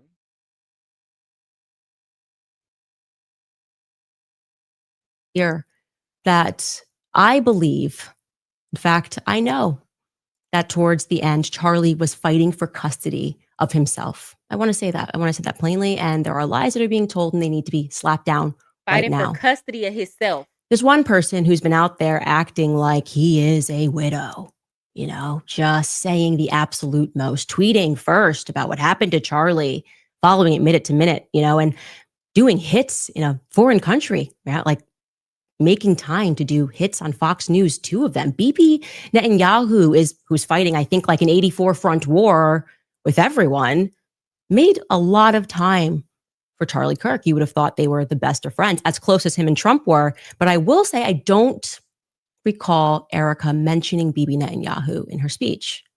The way he's presenting it is like he was this is just the worst loss for him, but I don't think that is the truth. In fact, I know for a fact that he is misrepresenting some things that happened there towards the end.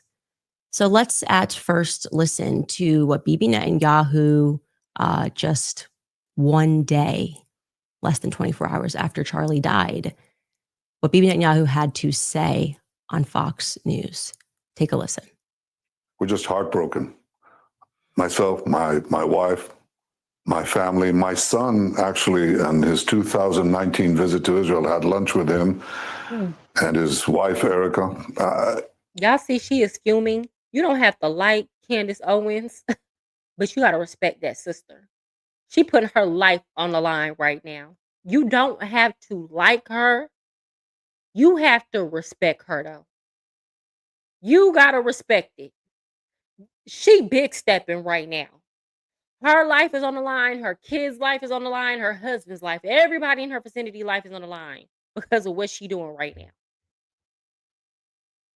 She literally just saw them blow her friend's neck open in public. And she's still stepping right now. We're shattered first as human beings because a great human being has been taken from us. Was an extraordinary friend. He wrote me a letter on May 2nd this year. He said, one of my greatest joys as a Christian is advocating for Israel and forming alliances to defend Judeo-Christian civilization. A few weeks before the tragedy yesterday, I called him and I spoke to him and I said, please come to Israel. I invited him to Israel. And sadly, that visit will not take place. But he was a defender of our common Judeo-Christian civilization. He was unbelievably excited to walk in the footsteps of Jesus here. He valued our bond, the bond between America and Israel. He did so many things to defend free speech. He had his truth. He stood up for it. But he said, you can come and debate me. He invited that debate. He certainly didn't invite the violence, the horrible violence that tried to silence him. And, you know, this is a worldwide problem. The people on the, you know, on the extremes, the Islamists, the radical Islamists, and their union with the ultra progressives, they often speak about human rights. They speak about free. There's something that I'm doing wrong with my sound, and I can't figure it out.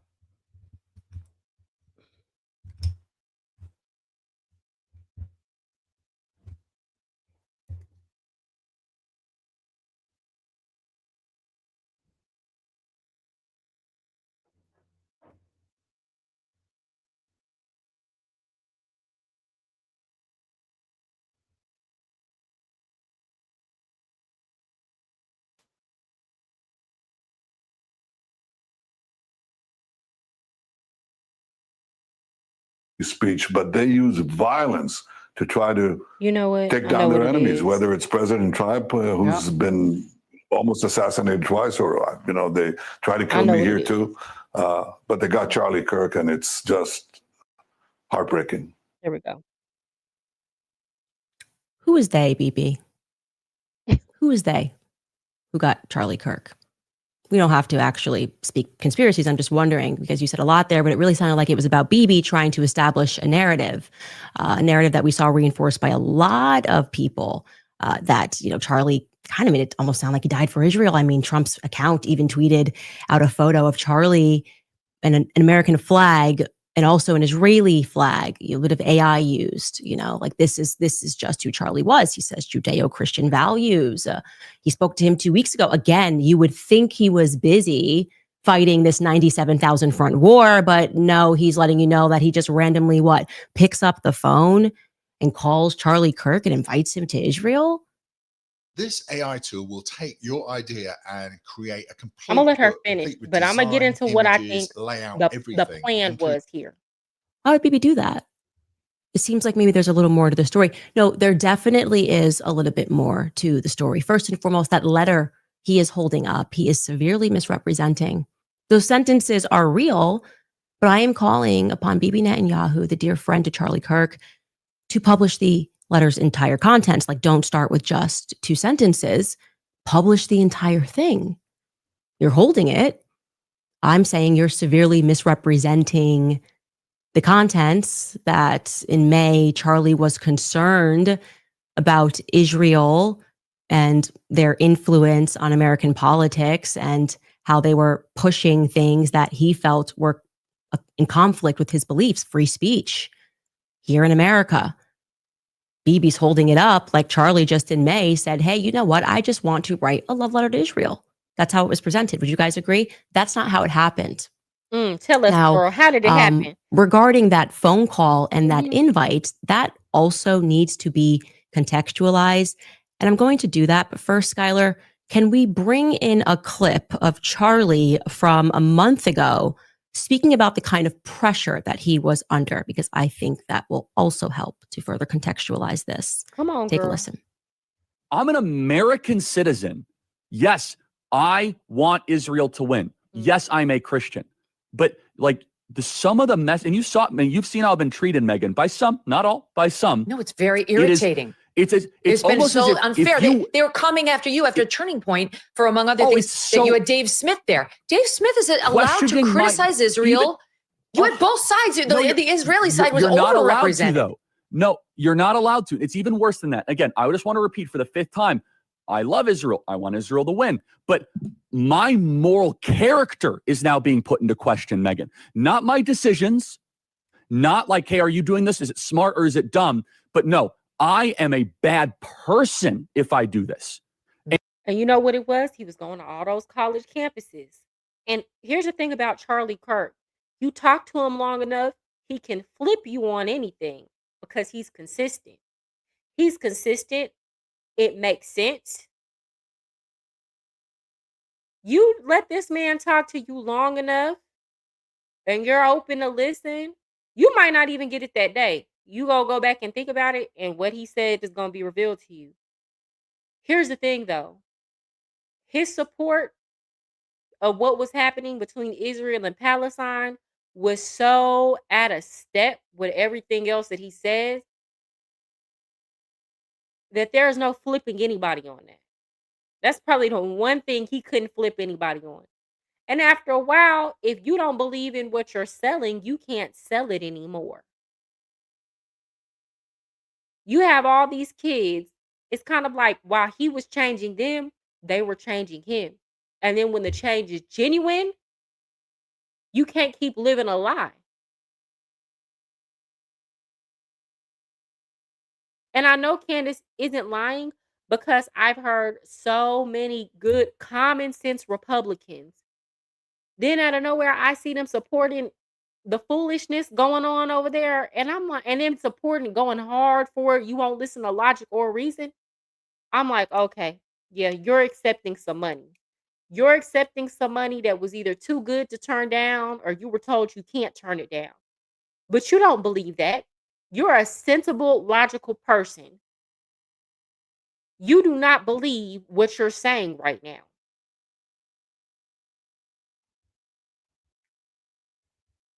And I could go. I mean, you saw it, Megan. It was trending on Twitter, thousands of tweets and text messages.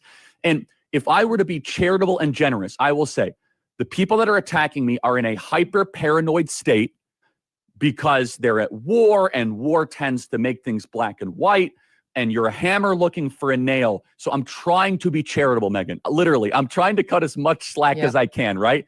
Like, okay, what would it be like if all of a sudden I'm starting to see a pattern of behavior similar to what my grandparents saw in 1930s Germany online? How would I behave? So that's like my charitable kind of overcompensation spirit. At the same time, I'm like, but it's not defensible to be dumb, right? No, it's not defensible to be dumb. And he was under an increasing amount of pressure, not just people telling him, oh, well, you know, I'm upset with who you're inviting, but flat out telling him that he was not allowed to invite certain people to his events. They were threatening to pull out money. Charlie was getting a lot of really nasty text messages, and many of them pertaining to Tucker Carlson and Candace Owens. But Tucker Carlson was really the focus when it came to America Fest. How could Charlie allow these debates about Israel to take place? How could he allow Dave Smith, who, by the way, is Jewish, how could how could Charlie allow this other position to meet the stage? Because obviously when people start to hear the debates, what Dave Smith is saying sounds so rational, but it was up to Charlie to not allow those things to happen. And that amount of pressure. And y'all might say, why Charlie Kirk? Why does Israel care about Charlie Kirk? That's what I was talking about. Will's tumbling. I don't know if you're still on.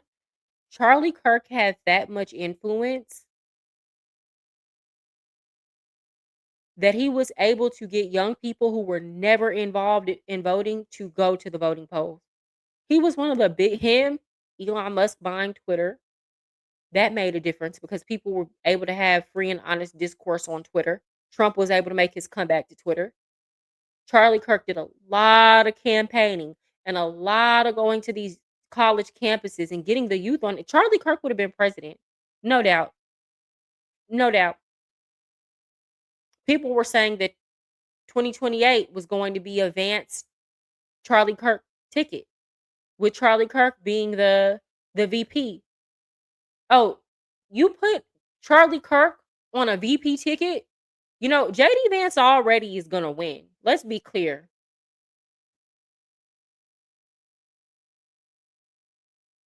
You would have put Charlie Kirk on a ticket with him, all the youth would have got behind it. So here's the thing. He has the ears of the youth. But what was going on? The youth don't support Israel on the left or the right. They're losing the youth. So when you get your most influential person, your most consequential person who was out here talking to the youth, if they're not on your side anymore, let's say Charlie Kirk decided he wanted to openly speak against Israel. Oh, it's up. American support for that country is over. These politicians start being held accountable for supporting them. It's over for them. They're walking on thin ice. But if you can martyr him and then say it was his legacy, it was his dream, it was his vision for the United States to continue to support Israel, if you can make it seem like it was all good and dandy, and that's what he would have wanted, perhaps you can get the youth back on your side. Because I saw the churches in the streets filling up because of Charlie Kirk's death. Make no mistake. But I think Netanyahu overplayed his hand. He didn't count on Candace coming out here and spilling all his tea. Sure, towards the end, as you see that that conversation he had with Megan was just a month before he lost his life. Really, I would say, reached a pinnacle of sorts on the matter of what Tucker Carlson actually said on that stage. Tucker Carlson, while he was on that stage at Turning Point, brought up Bill Ackman. Bill Ackman is a billionaire, obviously. He is also an extremely litigious billionaire. And Bill Ackman was on Charlie about comments that Tucker Carlson had made on that stage. Tucker Carlson specifically asked the question, where does Bill Ackman's money come from? You know, who is this guy? Actually, who is this guy that has this much influence? And like I said, Bill Ackman was not happy about this. And so I would like to contextualize Bibi. Again, these are things Bibi brought up publicly, which he didn't have to. He didn't have to bring up the letter. He didn't have to bring up the phone call, but he chose to do this less than 24 hours after Charlie Kirk was shot. Personally, Bibi, I would have appreciated if you guys used all of your spyware, you'd spying on us for years, to maybe track down the killer. But I guess this is where you thought it was best to do a little propaganda for Israel would be better than us helping us track down the killer. But anyway, so Bibi Netanyahu in that phone call, what took place was a couple of weeks ago before Charlie lost his life. Charlie was in the Hamptons and he had more than one event, but he had essentially what was staged, an intervention was staged by Bill Ackman because Charlie's rational thoughts about Israel were a no-no. This is not the route that you should be going on. And Charlie was surrounded by his friends, his quote unquote friends. Bill Ackman was very upset and threats were made. That is what I am told. And I will tell you that I am very happy for Bill Ackman to dispute this narrative. In fact, he was asked to dispute this narrative. Max Blumenthal went out to him today and Bill Ackman came back and said, I have receipts I can show you. And he did not provide the receipts. This is not how it went down. I know it went down this way. I'm waiting for one of them to go on record and to say that it didn't go down this way. It was at this. Y'all pray for Candace Owens. Pray for y'all. This ain't never been done. It's like, y'all know how they say she's saying the quiet part out loud? This is bigger than just saying the quiet part out loud. She is exposing power. This is a conspiracy theory that people have long had about Bibi Netanyahu and its influence on American politics in the United States. We just never had any proof or nobody ever admitted it. We've said, I theorized about how I feel like a lot of these conservatives that, again, not all of them, because you got some honest ones like Lou on LV Nation who will like criticize. You got plenty of us who will criticize Israel, but then you have those ones who will never say even the slightest amount of criticism. And it's like, that was illogical or that wasn't right, or it's just congruent with your normal line of thinking. What's going on here? Something's wrong. And Candace Owens is saying, no, this is true. This is real. Y'all, this is bigger than big. This needs to be on the front page of every news network. Hey, what's up, Alpha and Omega? He says, keep speaking the truth, keep shining the light on the dark. Thank you. You're welcome. You know, and thank you. Thank you for showing up. Thank y'all, everybody who's watching me. Y'all please click that like buttons and thank Candace Owens. She's doing the Lord's work for real today.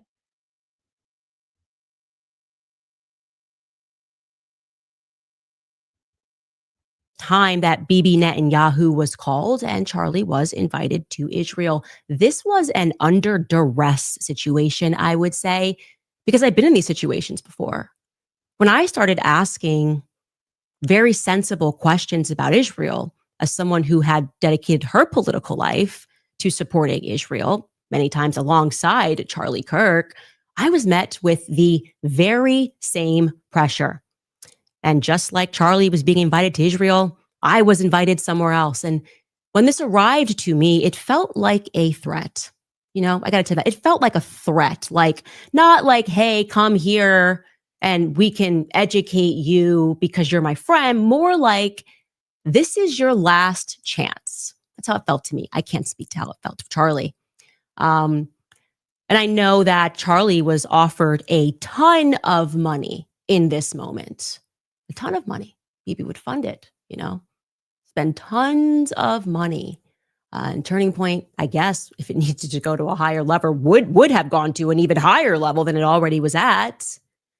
And I know for a fact that Charlie denied that funding. Damn. That Charlie denied, and what Bibi didn't include there, he declined to go to Israel. It's so for crazy. I would All these describe this people as like, that you are know, smearing his re-education. name. It's so crazy. All these people that are smearing his name, saying he supported genocide. This man might have literally just gave his life for that. And you got these liberals who don't even they just want to hate. They're not gathering all the information. They're not doing their due diligence, who just want to hate. And it's like, yeah, you went to marches, you were on the campus protesting, but you've never been in a position where your life was on the line and behind what you believe. Like, it's easy. Like, it's easy to condemn something, call it evil, when you don't have any skin in the game. This man had skin in the game. And what Candace is insinuating is he gave his life in behind it. And you got these people who ain't never even been in that type of situation. And if they were in the situation, wouldn't have the balls enough to walk away.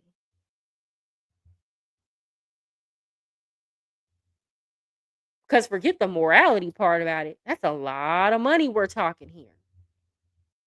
Would you walk away from it? Ask yourself, would you walk away from it?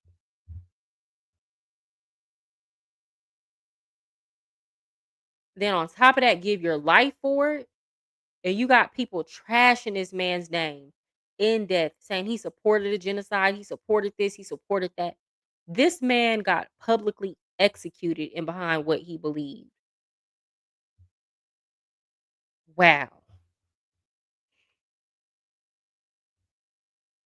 Camp, you know, we've seen it. You made an uh-oh, but we can help you. You know, we just need you to come out to Auschwitz and take a picture.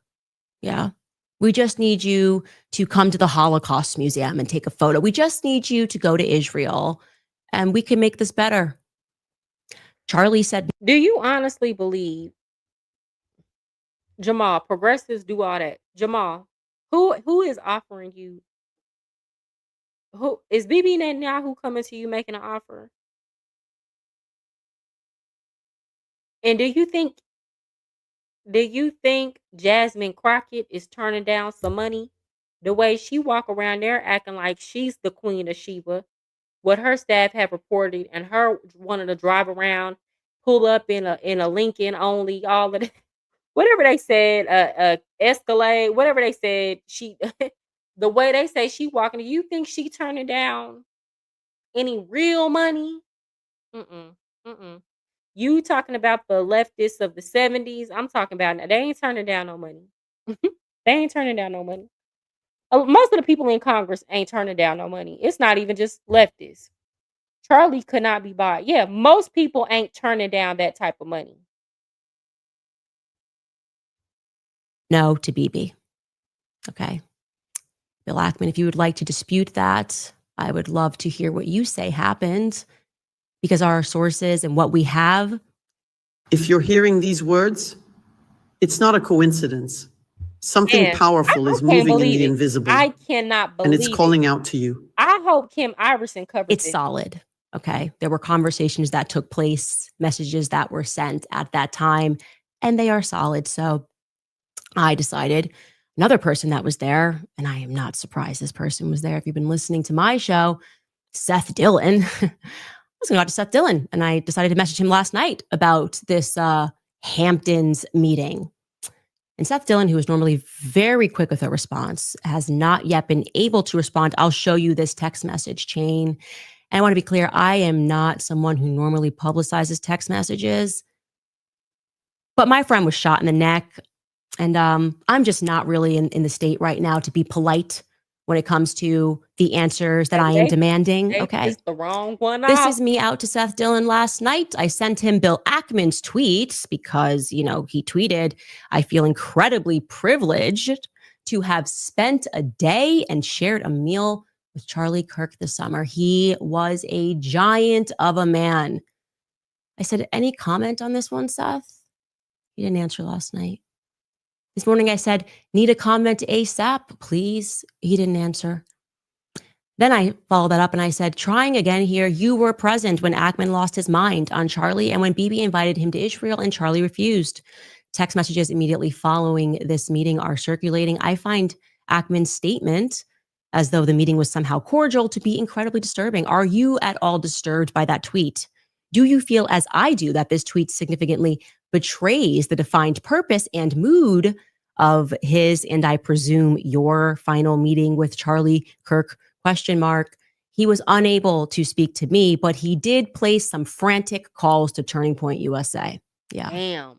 You see, I went out to Seth, but I also went out to two other people who were at this meeting, and nobody is willing to go on record. They're all messaging each other, trying to figure out a coordinated response to say that, no, this was all quite cordial, but no one wants to go on record and describe it as cordial because they know someone's leaking, because someone's got a guilty conscience about what happened at the Hamptons. So I will again put it out there, Seth, Bill Ackman, and to the other individuals who I have not yet named, but who are going to be named later this week.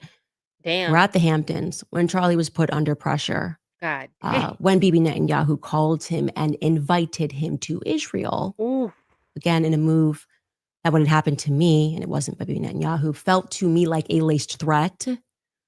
I am inviting you guys, I will give you my platform, actually, to come clear matters up, to tell us what really happened. Because, I think Charlie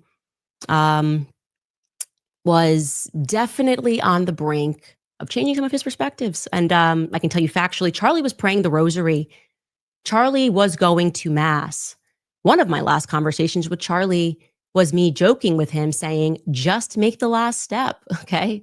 You are, I said specifically, you're too smart to be a Protestant. Just take the last step, Charlie. He says, ha ha. He was speaking about Mary. And typically when those steps start taking place, you stop referring to yourself, as I did, as a Judeo-Christian.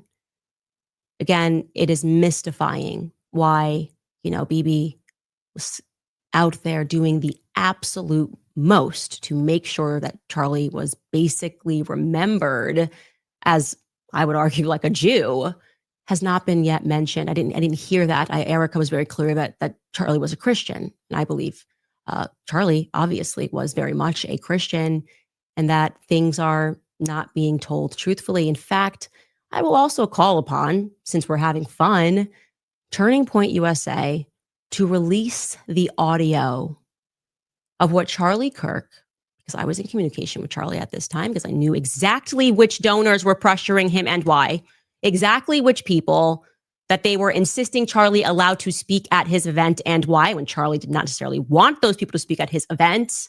Okay. I'm calling upon Turning Point to release the footage of what Charlie said to Tucker Carlson before he hit the stage, before, all of that craziness and the Damn, Turning response Point to is on Tucker you. Carlson's All's remarks in your court. played out. Charlie was mic'd. Surely Tucker Carlson was mic'd. I know Charlie's mic'd the entire time at those events. So I'm asking for everyone to just release Charlie in his own words. I feel like that's Damn. pretty Do it. fair, right? Do it. We got man, you know what? Candace Owens, God bless you. God bless you. And to all of you, you know what I'm saying? Here's the thing about being a conservative or being on the right. We got a very big, I didn't realize how big it was, faction that is like Israel. Y'all are indoctrinated just as much as y'all claim that the left is.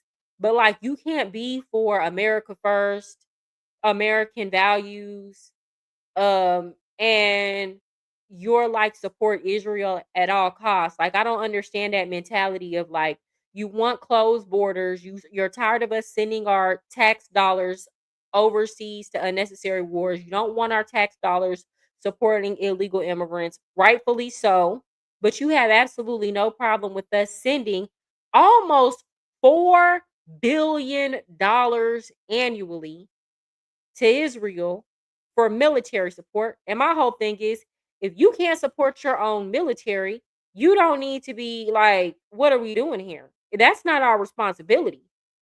Then on top of that, you can't support your own military, and then you starting wars. You can't support your own military, but you want to go to war. Make that make sense. Baby, you got a state budget and you can't even afford all these ground beef that's on sale. We supposed to put the bill? So I'm calling all of you conservatives out that steady support this mess. No, you can't have it both ways. The logic has to logic. You can't tell liberals in one breath, we can't afford to take care of illegal immigrants, which you're not wrong, because we can't.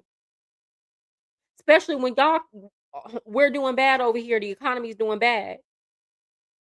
But then at the same time, support writing a blank check to Israel every time it asks, because apparently they can't afford to maintain their own country.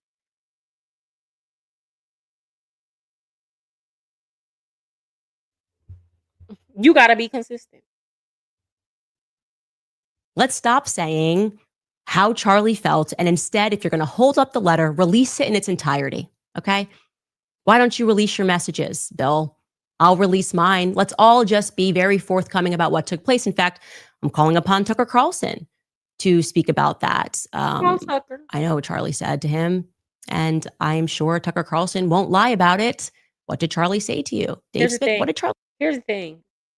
At this point, Candace Owens done put it all out on the table. So I know this is asking a lot, and it's easy for me to say because so much is given, much is required. And I feel like Candace done put it all out. The best way to protect yourself now, the best way to stop them from shutting you up is to just put out. If you put it all out, then I'm not saying they not gonna try to unalive you. What I'm saying is you done got it all out. That's your best. At least if something happens to you, people are gonna automatically point to Israel. Versus you being quiet about it and Israel knowing it's gonna be left to question or nobody's gonna think it was them.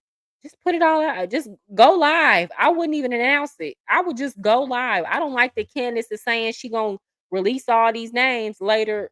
Girl, don't let your left hand know what your right hand is doing. The old folks didn't tell you that. You should have came on here and put out all the receipts all at one time. If you're going to shoot at the king, girl, don't miss. Don't miss. Put it all out all at one time. Because you don't know what could happen between now and then. YouTube could decide they want to cancel your account because they done got put under some pressure. I would have just put it all out there.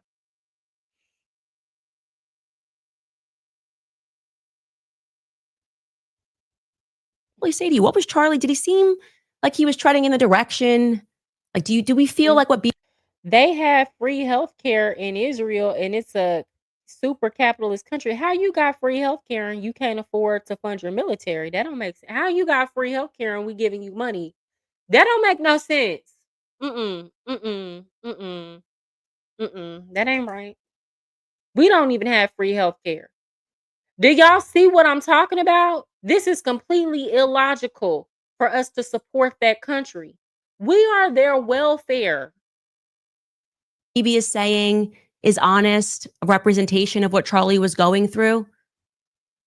This is what I want. I think that the thing that we need here, sunlight is the best disinfectant. Now, does all of this mean that Bibi Netanyahu and that this somehow proves that Israel was involved in the assassination of Charlie Kirk? No, we have no evidence of that. We can't say that because there is no evidence of that. But I don't like little lies. That's what I will say. Something that I always say in my household is when there is one lie, there's 20. There's no reason to lie. Bibi could have gone on Fox News and he could have told the truth. He Or could have not said said nothing at all. truthfully Or just not that said Charlie nothing Kirk at has all. always loved Israel. He has always loved Israel as the Holy Land. He's been here many times. And throughout his career, he has been a faithful supporter of Israel. That's not what he said. Okay. He talks about the phone call and didn't give it the proper context. He held up the letter and didn't give it the proper context. And lies by severe omission, I'd like to be very clear, are lies. Honestly, he really would have just done best saying, yeah, Charlie Kirk was a supporter, blessings to his family, his wife and kids. We're praying for them and moved on. That was really what he should have did. Like, real quick. Now you done made this woman mad and she putting all your business out there on Front Street. And she might not be saying that they had something to do with his assassination, but she's definitely giving motive and reason. Charlie had the youth on his side. That type of power determines elections.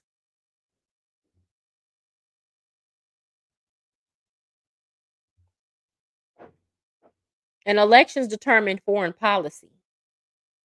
Lies by severe omission are lies.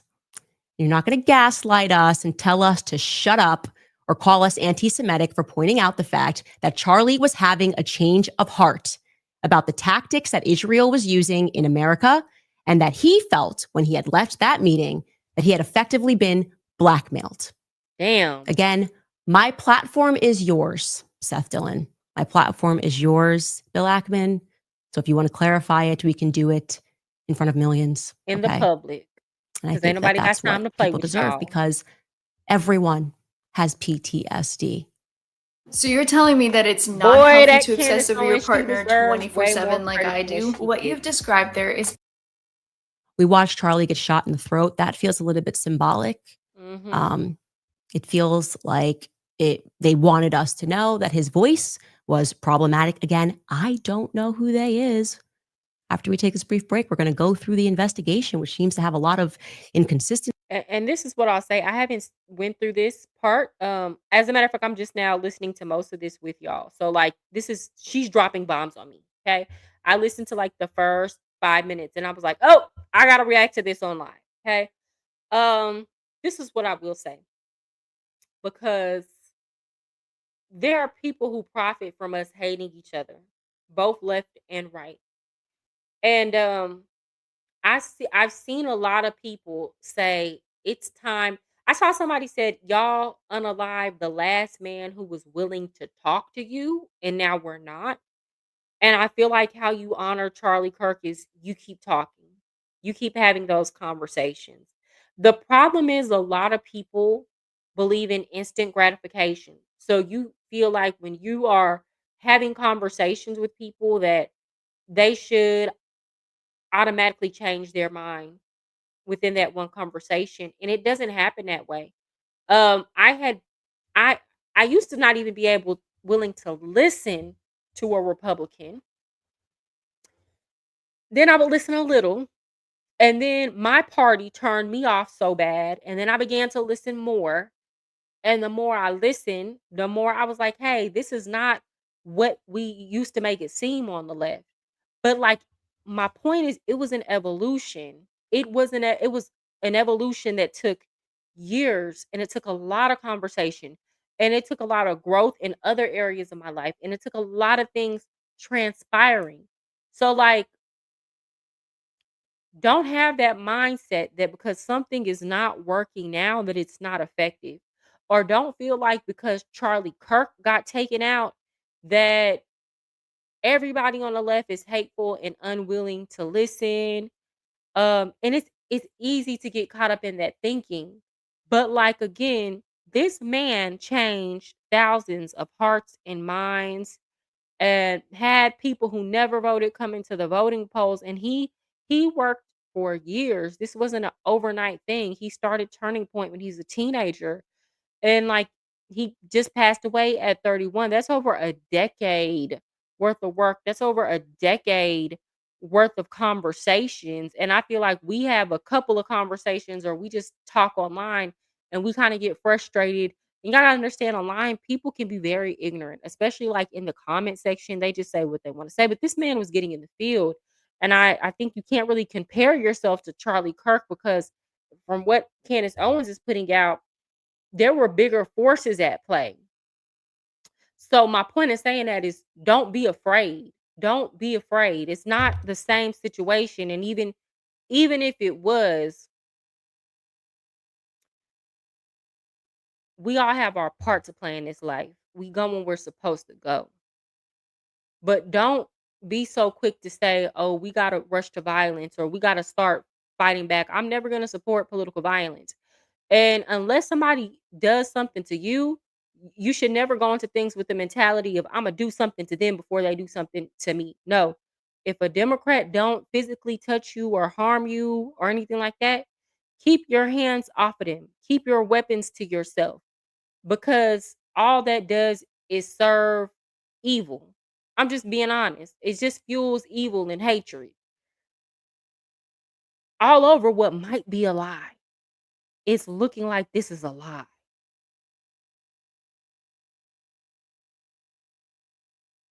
We might be mad at each other and behind a lie. Be willing to be wrong. Be willing to admit I might have got played there or they were trying to pull a fast one on me. Now, unfortunately, because of a lot of Democrats or liberals' reaction, people are not going to forget the way they reacted. You know, it's kind of like one of those situations where you didn't have to actually pull the trigger, but your reaction. But I'll still say this: we don't have to be the cancel culture party. I remember when they were calling people, getting people fired during COVID over their opinion. Uh, I I would say if you need to take a step back to let go of some anger, blow some steam off before you react with your liberal family members and friends, do that and come back ready to receive a lot of y'all is to the point where they probably don't cut you off anyway. They probably didn't cut you off anyway, but I'm just saying, you don't got to do the same thing. You don't got to throw a temper tantrum just because somebody don't immediately come to the same conclusions about life as you. You know, that's not how we get out of this. That's not our way out of this.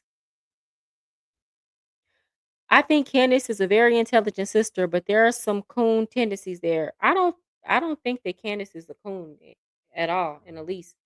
I mean, what does she do that's a coon? Like that's coon tendency because she has white friends, because she's a Republican, because she's a Catholic, because she got a white husband. Um, what does that mean to be a coon? Because I feel like if you're a black person and you do anything that goes against the grain of this box that black people have put each other in, then we automatically label each other a coon. Like if you're a black person who's trying to exhibit social behaviors, not antisocial behaviors. if you try to get to know people from other cultures, if you try to make friends if you in other cultures, or even just white people. I mean, I've had people call me a coon, and I don't even have in real life. And again, it's not on purpose. It just has to do with proximity. I don't even have any white friends. I can't name one white friend that I have. And people are like, "Oh, you're a coon and you're Uncle Tom," and I'm like, all of my friends are black or Hispanic. All the men that I've ever dated have been. No, I'm lying. I've dated a couple. Like I went out on a couple dates with some white dudes. It didn't go anywhere. But like the men that I've seriously dated have all been Hispanic and black. Like I don't even like live around white people. It is not on purpose. It's just how I live my life.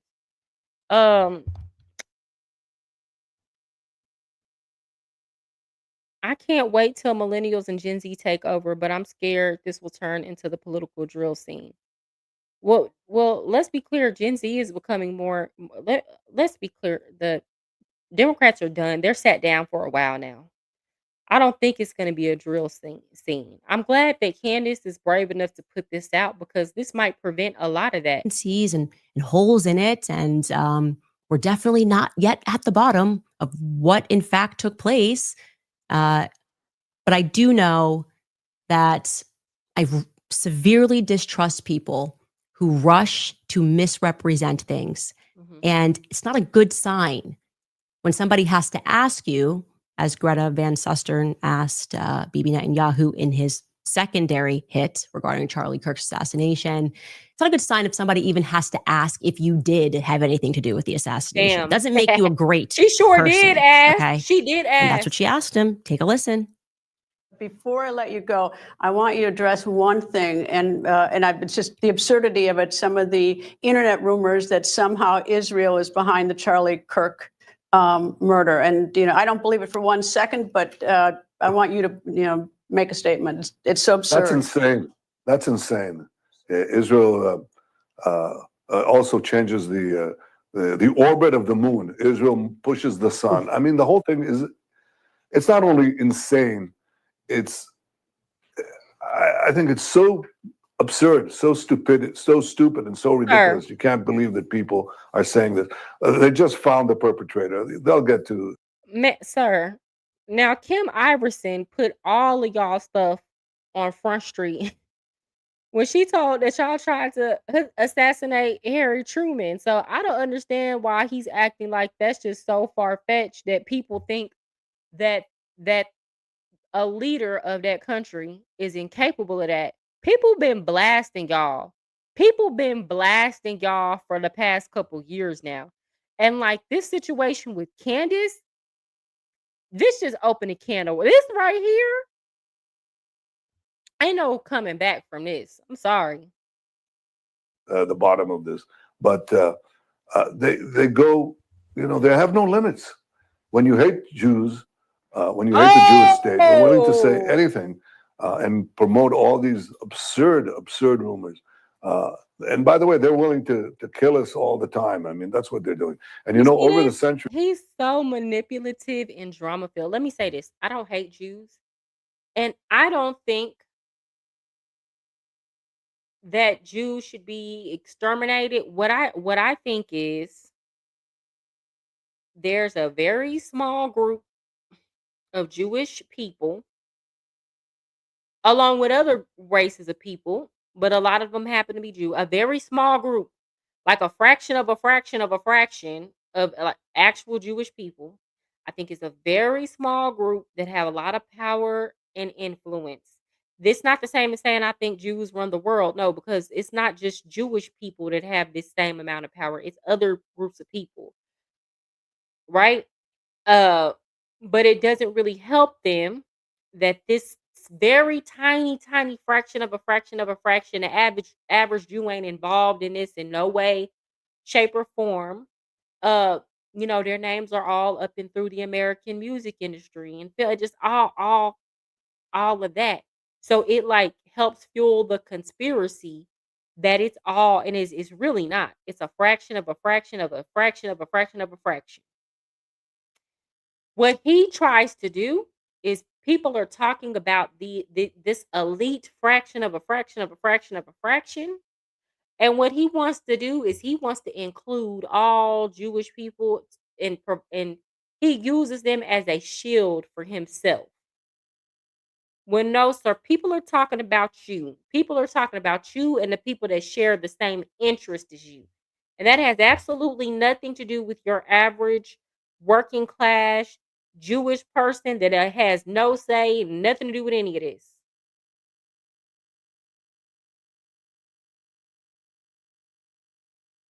People aren't talking about Israeli citizens.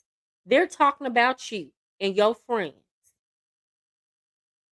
and your homies and your lackeys.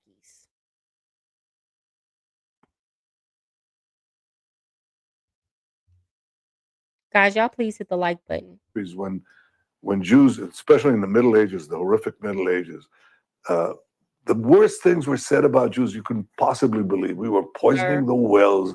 We were drinking the blood of Christians. Did nobody ask you if the Jews unalived Charlie Kirk? This woman asked you if you did it. She asked if you did it. Because we know how you give it up, sir. Now you want to bring all Jewish people into this. Did nobody ask you all that? Children, you name it. I mean, these things that continued actually up to the Holocaust. The Nazis said the same thing. You know, we're carrying vermin, we're spreading disease, and people believed it. And every time they believed it, this was a prelude to a greater and greater massacre, culminating with the worst. Sir, stop. Can I fast forward this? Y'all, I'm sorry, my camera died. This is giving like, y'all know how Democrats, every time you try to have a conversation, they shut it down by calling you a racist or a homophobe or a transphobe. And now nobody cares. Nobody gives a damn. As a matter of fact, when people call me that, I hit them with the call it what you want it. Call it what you want to call it. I don't care. Whatever helps you sleep at night. If you need to call it that, call it that. Boom. I don't give a damn. I said what I said. This is how I view the situation. And you calling me all of that, you see, it doesn't even matter. I don't care. It's not having the effect you think it's having. I'm still going, yeah, okay, cool. I'll be all of that. It's getting to that point with Benjamin Netanyahu. Whenever he starts bringing up anti-Semitism, when people are asking him about him and his wrongdoings, it's getting to the point where people are going to stop caring about him bringing up all this anti-Semitism foolishness when we're specifically asking you about you. Did you do it? Did you have anything to do with it? And this is based off of rumors of your history and things and information that has come out. Massacre of them all, the Holocaust. I am a big Swiftie.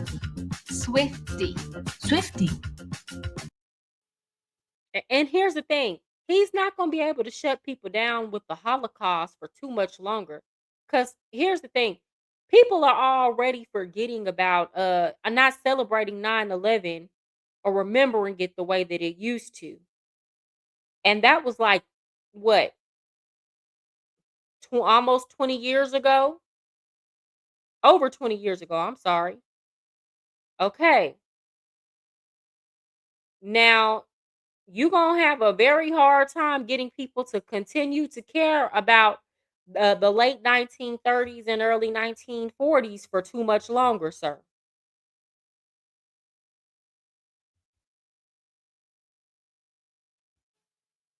Well, he's mentioned the Holocaust. Guess we can't prod the narrative any further, guys. Right.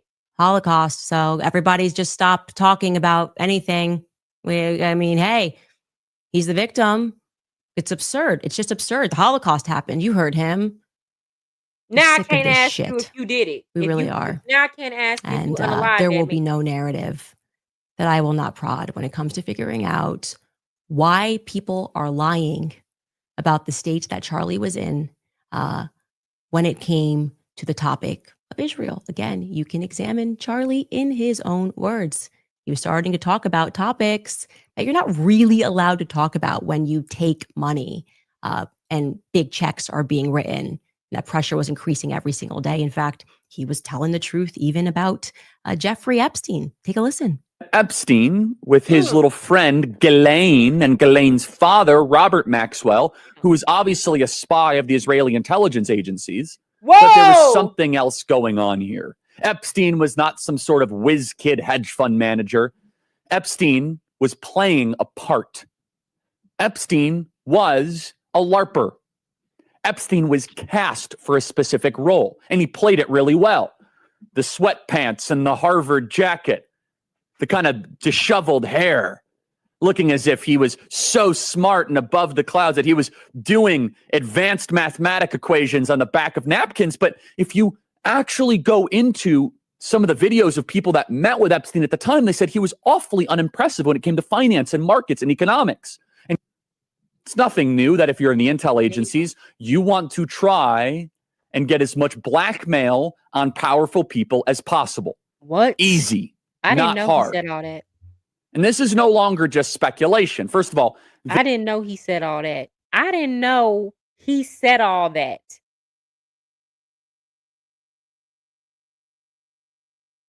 Oh, now I'm convinced. I'm convinced. I don't really got to. We gonna continue to watch, but I don't have to see or hear no more. Yeah, they took that young man out, point blank, period. And now the entire United States is fighting because we think this is a left versus right situation. Hell no, it ain't that. And for those of y'all mad at the left for how they reacted, go take you some time. You know, a lot of people are broke right now. They angry about other things. They just need something to be mad and blow some steam out on and hate folks and say something mean and evil. Really, the real problem is they got $2.50 in their bank account. That was the issue for real. But they don't want to say that. They don't want to say that. They're gonna make it Charlie Kirk, but really it's that they struggling. Really, it's because they just paid rent not too long ago. The child care bill for $1,200 is coming up. And they're frustrated. Hell, half of them unemployed anyway. That's why they got all that time to sit and talk shit online. The evidence that shows that Epstein was a creation of either Mossad, Israeli intelligence, American intelligence, Saudi intelligence, or maybe he was just a hired gun. Maybe he was just the guy that countries would go to and park a couple $100 million and say, hey, can you get one of the members of the royal family with a 13-year-old so we can get them to do what we want to do? Members of Congress are actively being blackmailed. The Epstein playbook is being used on a daily basis. Oh, hell. Jeffrey Epstein was not a financier. He was not a hedge fund manager. Jeffrey Epstein was a key player in a multi-decade blackmail operation against the most powerful people on the planet. Yeah, I don't know, man. I don't know. It seems to conflict with Bibi's narrative a little bit. Yeah, just a tiny bit. I do want to say this. It's important because I am angry. I will obviously, I pray to move on from this phase, but it's a fire in my belly right now. To those of you who think that you are going to replace Charlie Kirk, okay? With Ben Shapiro. Kings are born. Ew. You don't just get to depose and tell us that we're going to follow this individual, okay? Because the word on the curb is that they want to get Ben Shapiro to replace Charlie Kirk, but Ben Shapiro is vile. I do not like that man.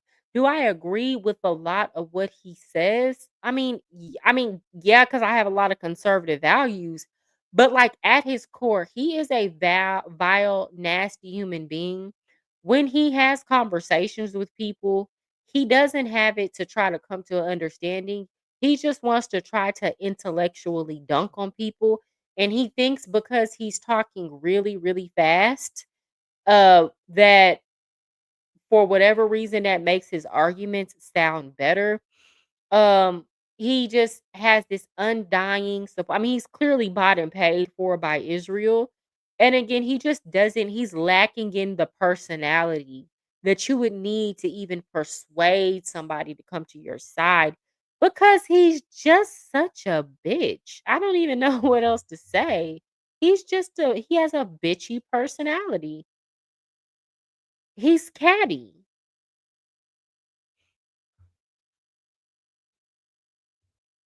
I'm one of the main. Like, I understand why the left doesn't like him. I don't even think too many people on the right like him that much. So if they thought they were going to move Charlie Kirk out the way and put Ben Shapiro in position, he's nowhere near the caliber. He doesn't possess half of the natural talent that Charlie Kirk had.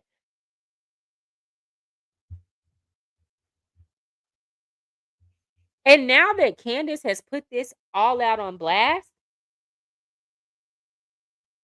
a lot of other conservatives who are in support and doing Israel's bidding, they got some tough decisions to make because now people know. Now people know. It's all out on Front Street. And the longer they continue to support Israel, the more people are going to realize, oh, you must be getting paid, you must be getting blackmailed, because it's no longer a matter of if this type of behavior was going on. We have the confirmation.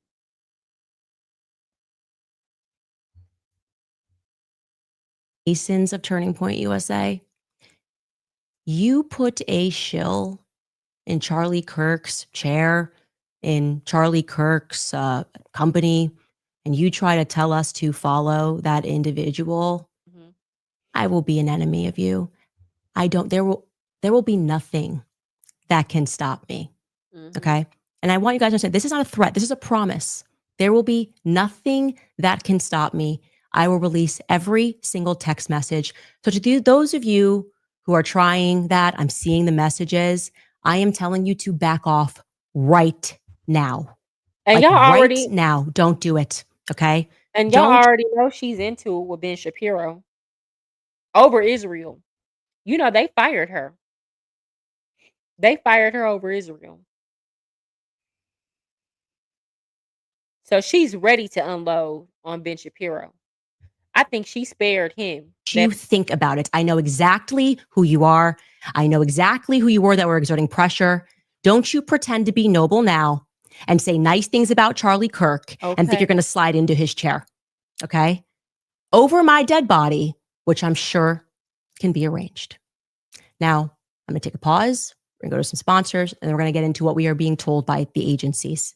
There are definitely some holes. Maybe more is coming out. First, this is fantastic that Preborn is doing this. Every heartbeat tells a story. And at Preborn, they give moms in crisis the chance to hear that heartbeat for free. And that's exactly why I partner with Preborn, because Preborn isn't out to judge women. They're making motherhood possible. They provide free ultrasounds. They share the gospel of Jesus Christ. And more importantly, they stay after the baby is born with real practical support by giving expecting mothers diapers, baby clothes, and even housing and financial help for up to 2 years after the baby is born. That is what true Christ-centered compassion looks like, and that's how you can be a part of it. For just $28, you will give a mom a free ultrasound, one chance to see her baby, and when she does, she's twice as likely to choose life.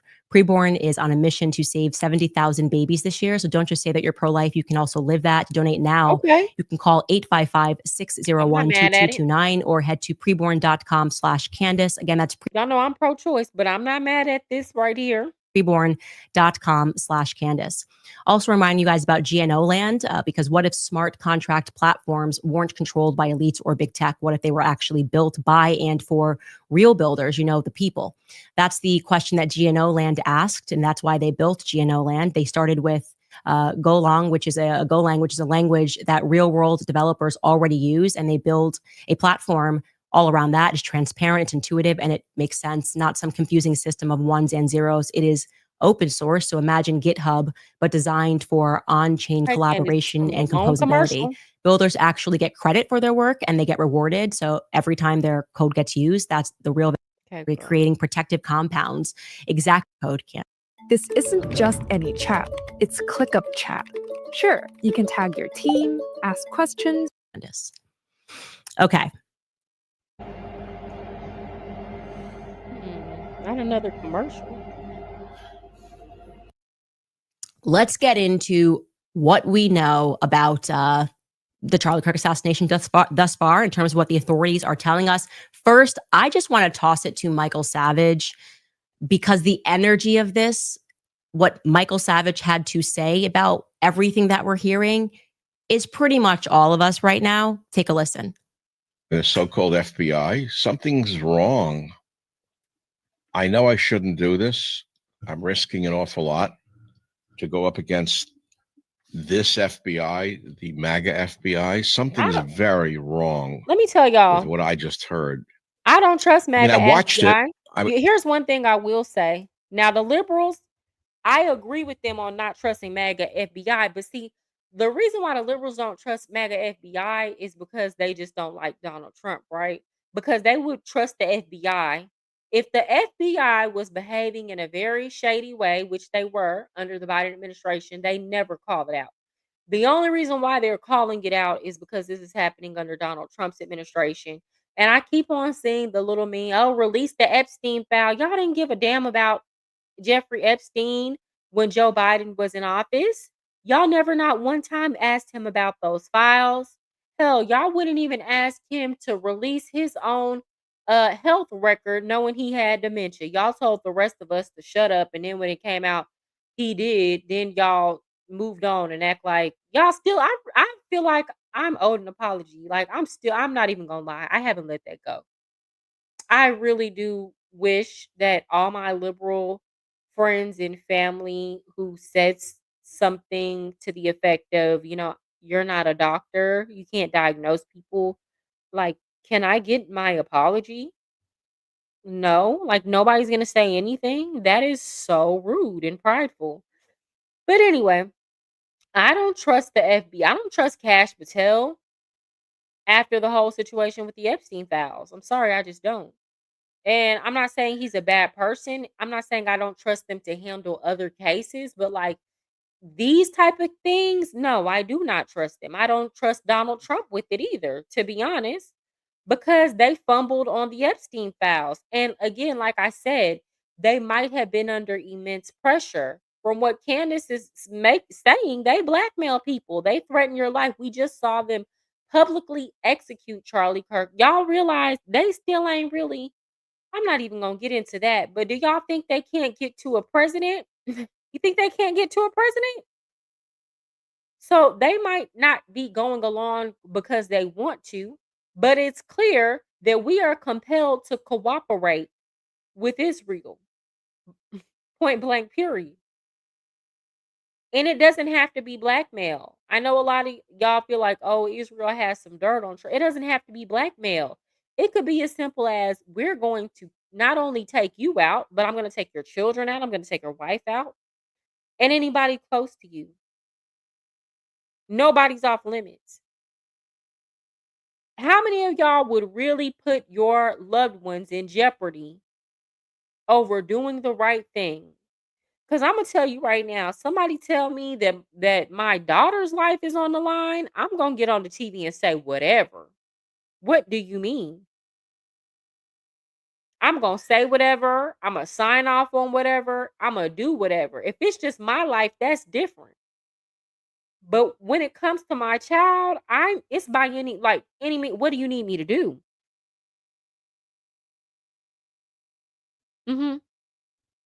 I'm just being honest. Is hoping that they had caught the bastard who shot Charlie. So we saw a video of a person jumping off the roof. It looked very legitimate to me. However, there was no rifle in his hand. Now, I noticed that. The Mauser does not break down very easily, incidentally, for those of you who know weapons. Something's wrong with the whole thing. They're trying to claim he removed the barrel from the Mauser and fit the receiver and stock in his backpack and barrel in his pants leg all in 2 seconds. It is not easy to remove a Mauser barrel or in. It's giving Lee Harvey Oswald. That's what it's giving. And all of my people on the right, I don't watch a couple of y'all. Y'all are like, oh yeah, he lived with his transgender girlfriend. And you know what? Here's the thing. This could all be true. He might have somehow been involved, somehow got set up, somehow got led to be there in that vicinity. He might have a transgender girlfriend, whatever you want to call it. This might all be true. That doesn't mean that young man wasn't set up to be in that place at that time. He's denying he did it. Just like Lee Harvey Oswald denied that he did it. And I'm not saying he did or he didn't. I'm saying that doesn't mean there weren't other larger forces at play here. Y'all ever seen somebody get hyped up to do something by other people? This could have easily been a situation where an outside force put a battery in his back and provided him with the resources to do it. We don't know.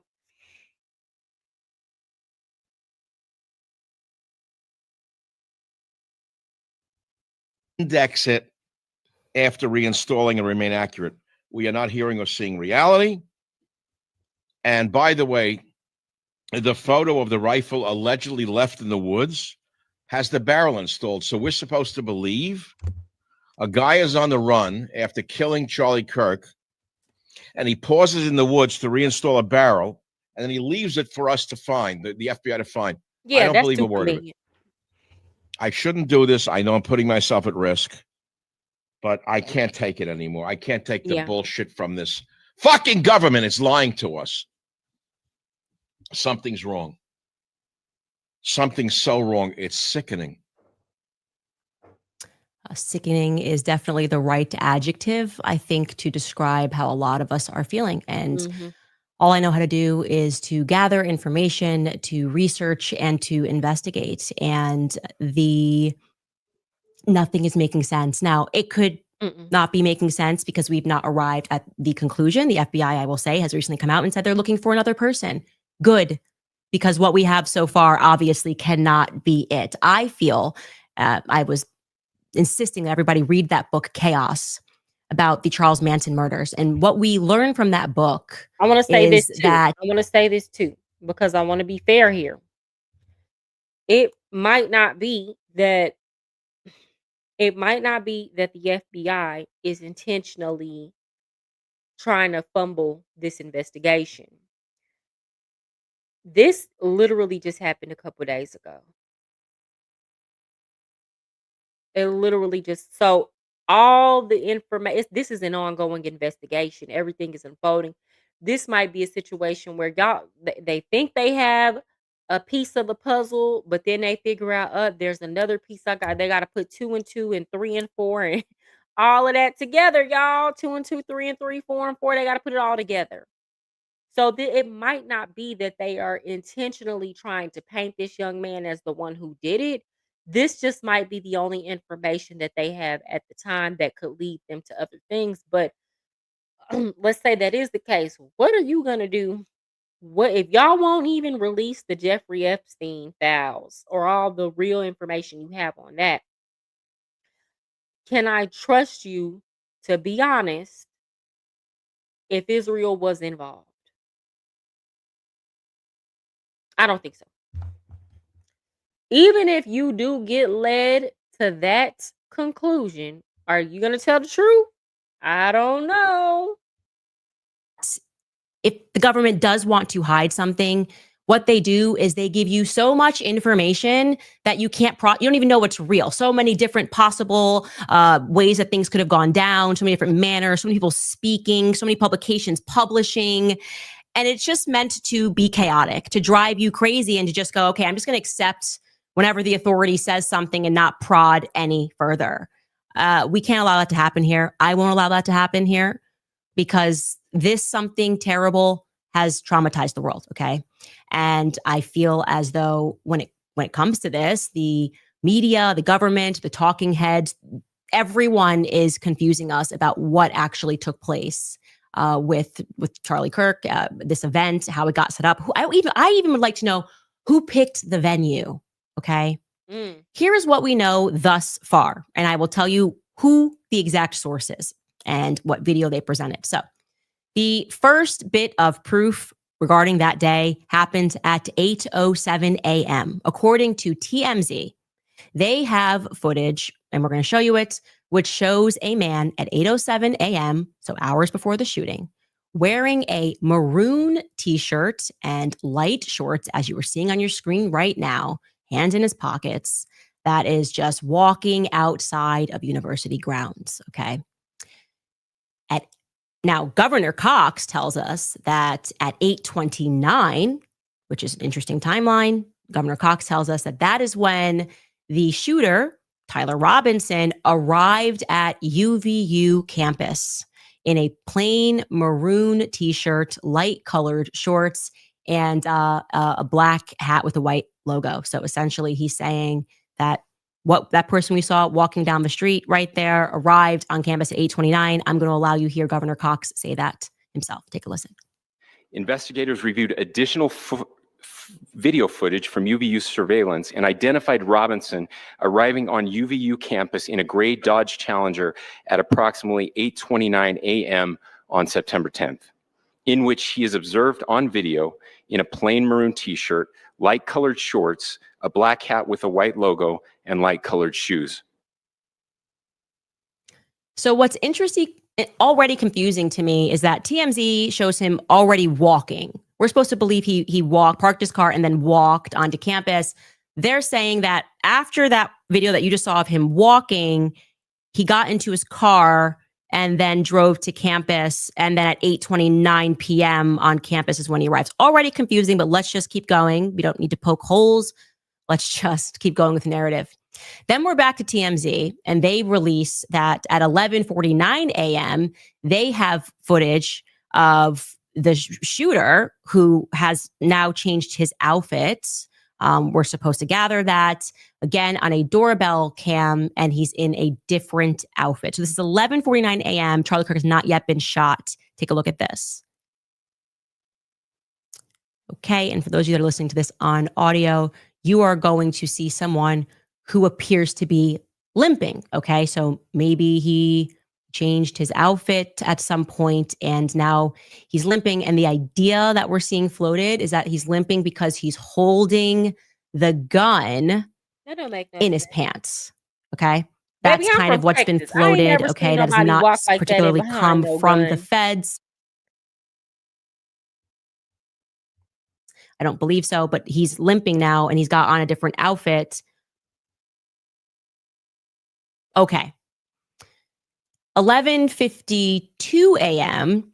And we were actually going to check this, by the way, but I think that we had the FBI say that was when he arrived on campus. Maybe that's not accurate.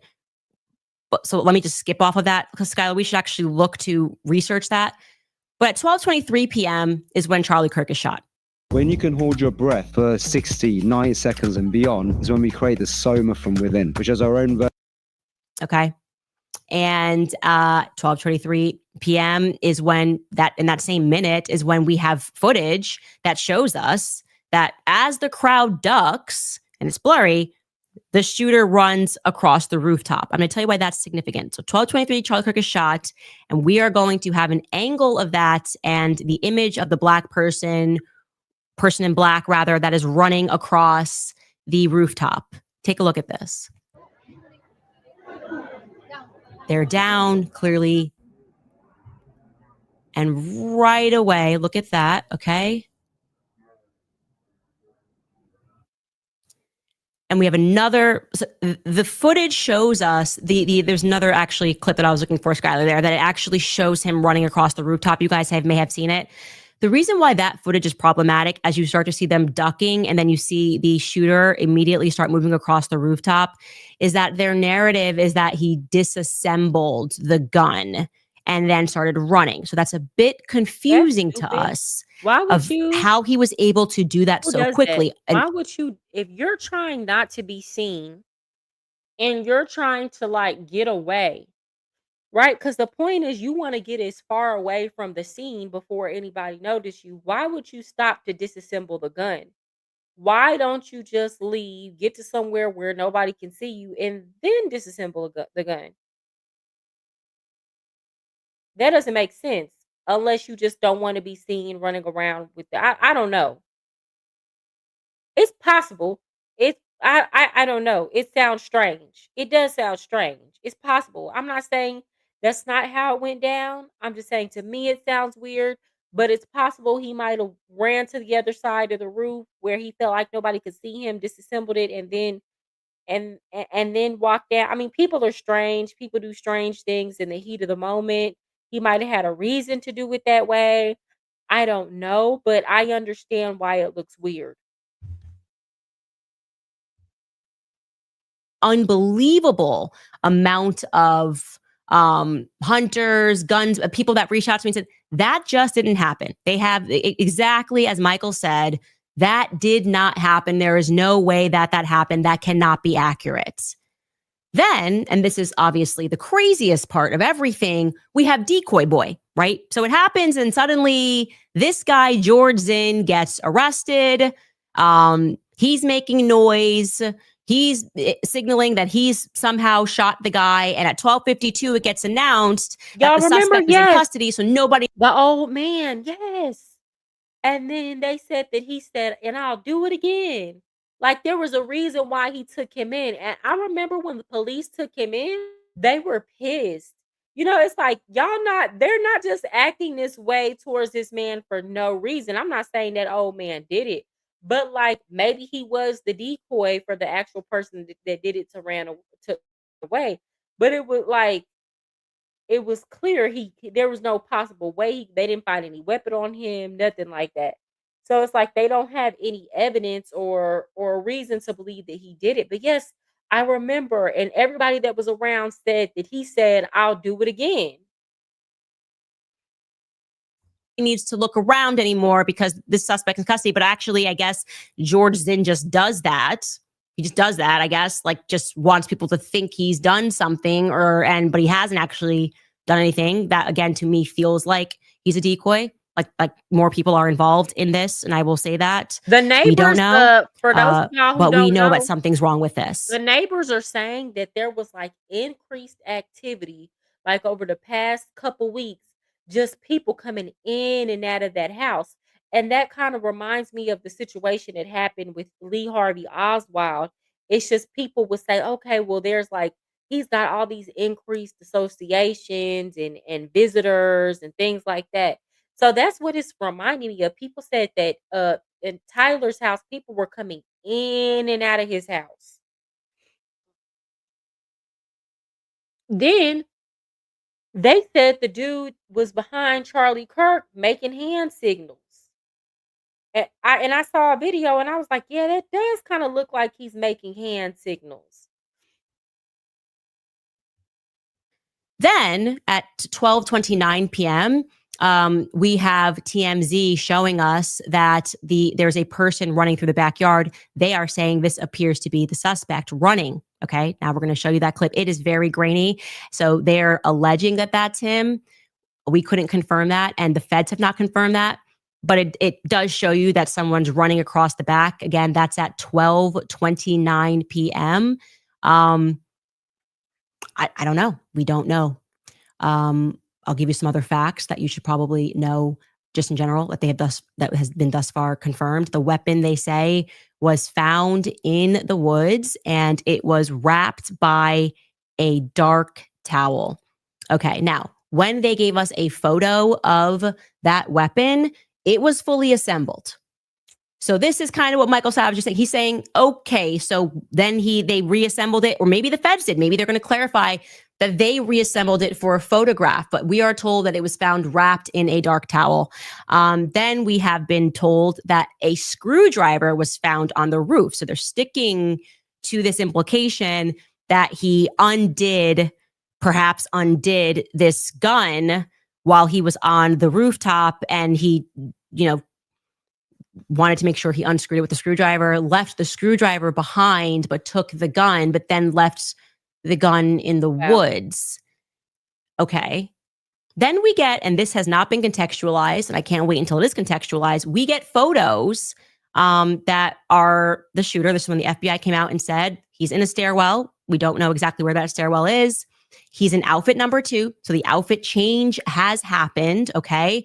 There's no timeline again, but we can discern that there is no weapon that is in his pant leg, because we can see him bending one leg in one photo and we can see him bending the other leg in another photo. So we're unclear about this. What is clear is that there is a ton of cameras on this campus.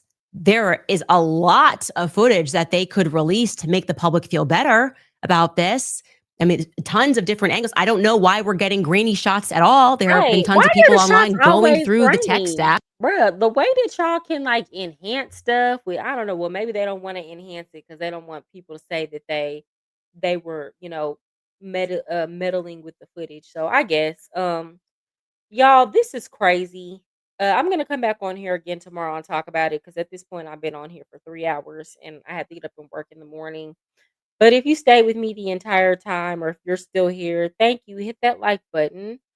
And y'all let me know your thoughts. I want to say this before I go.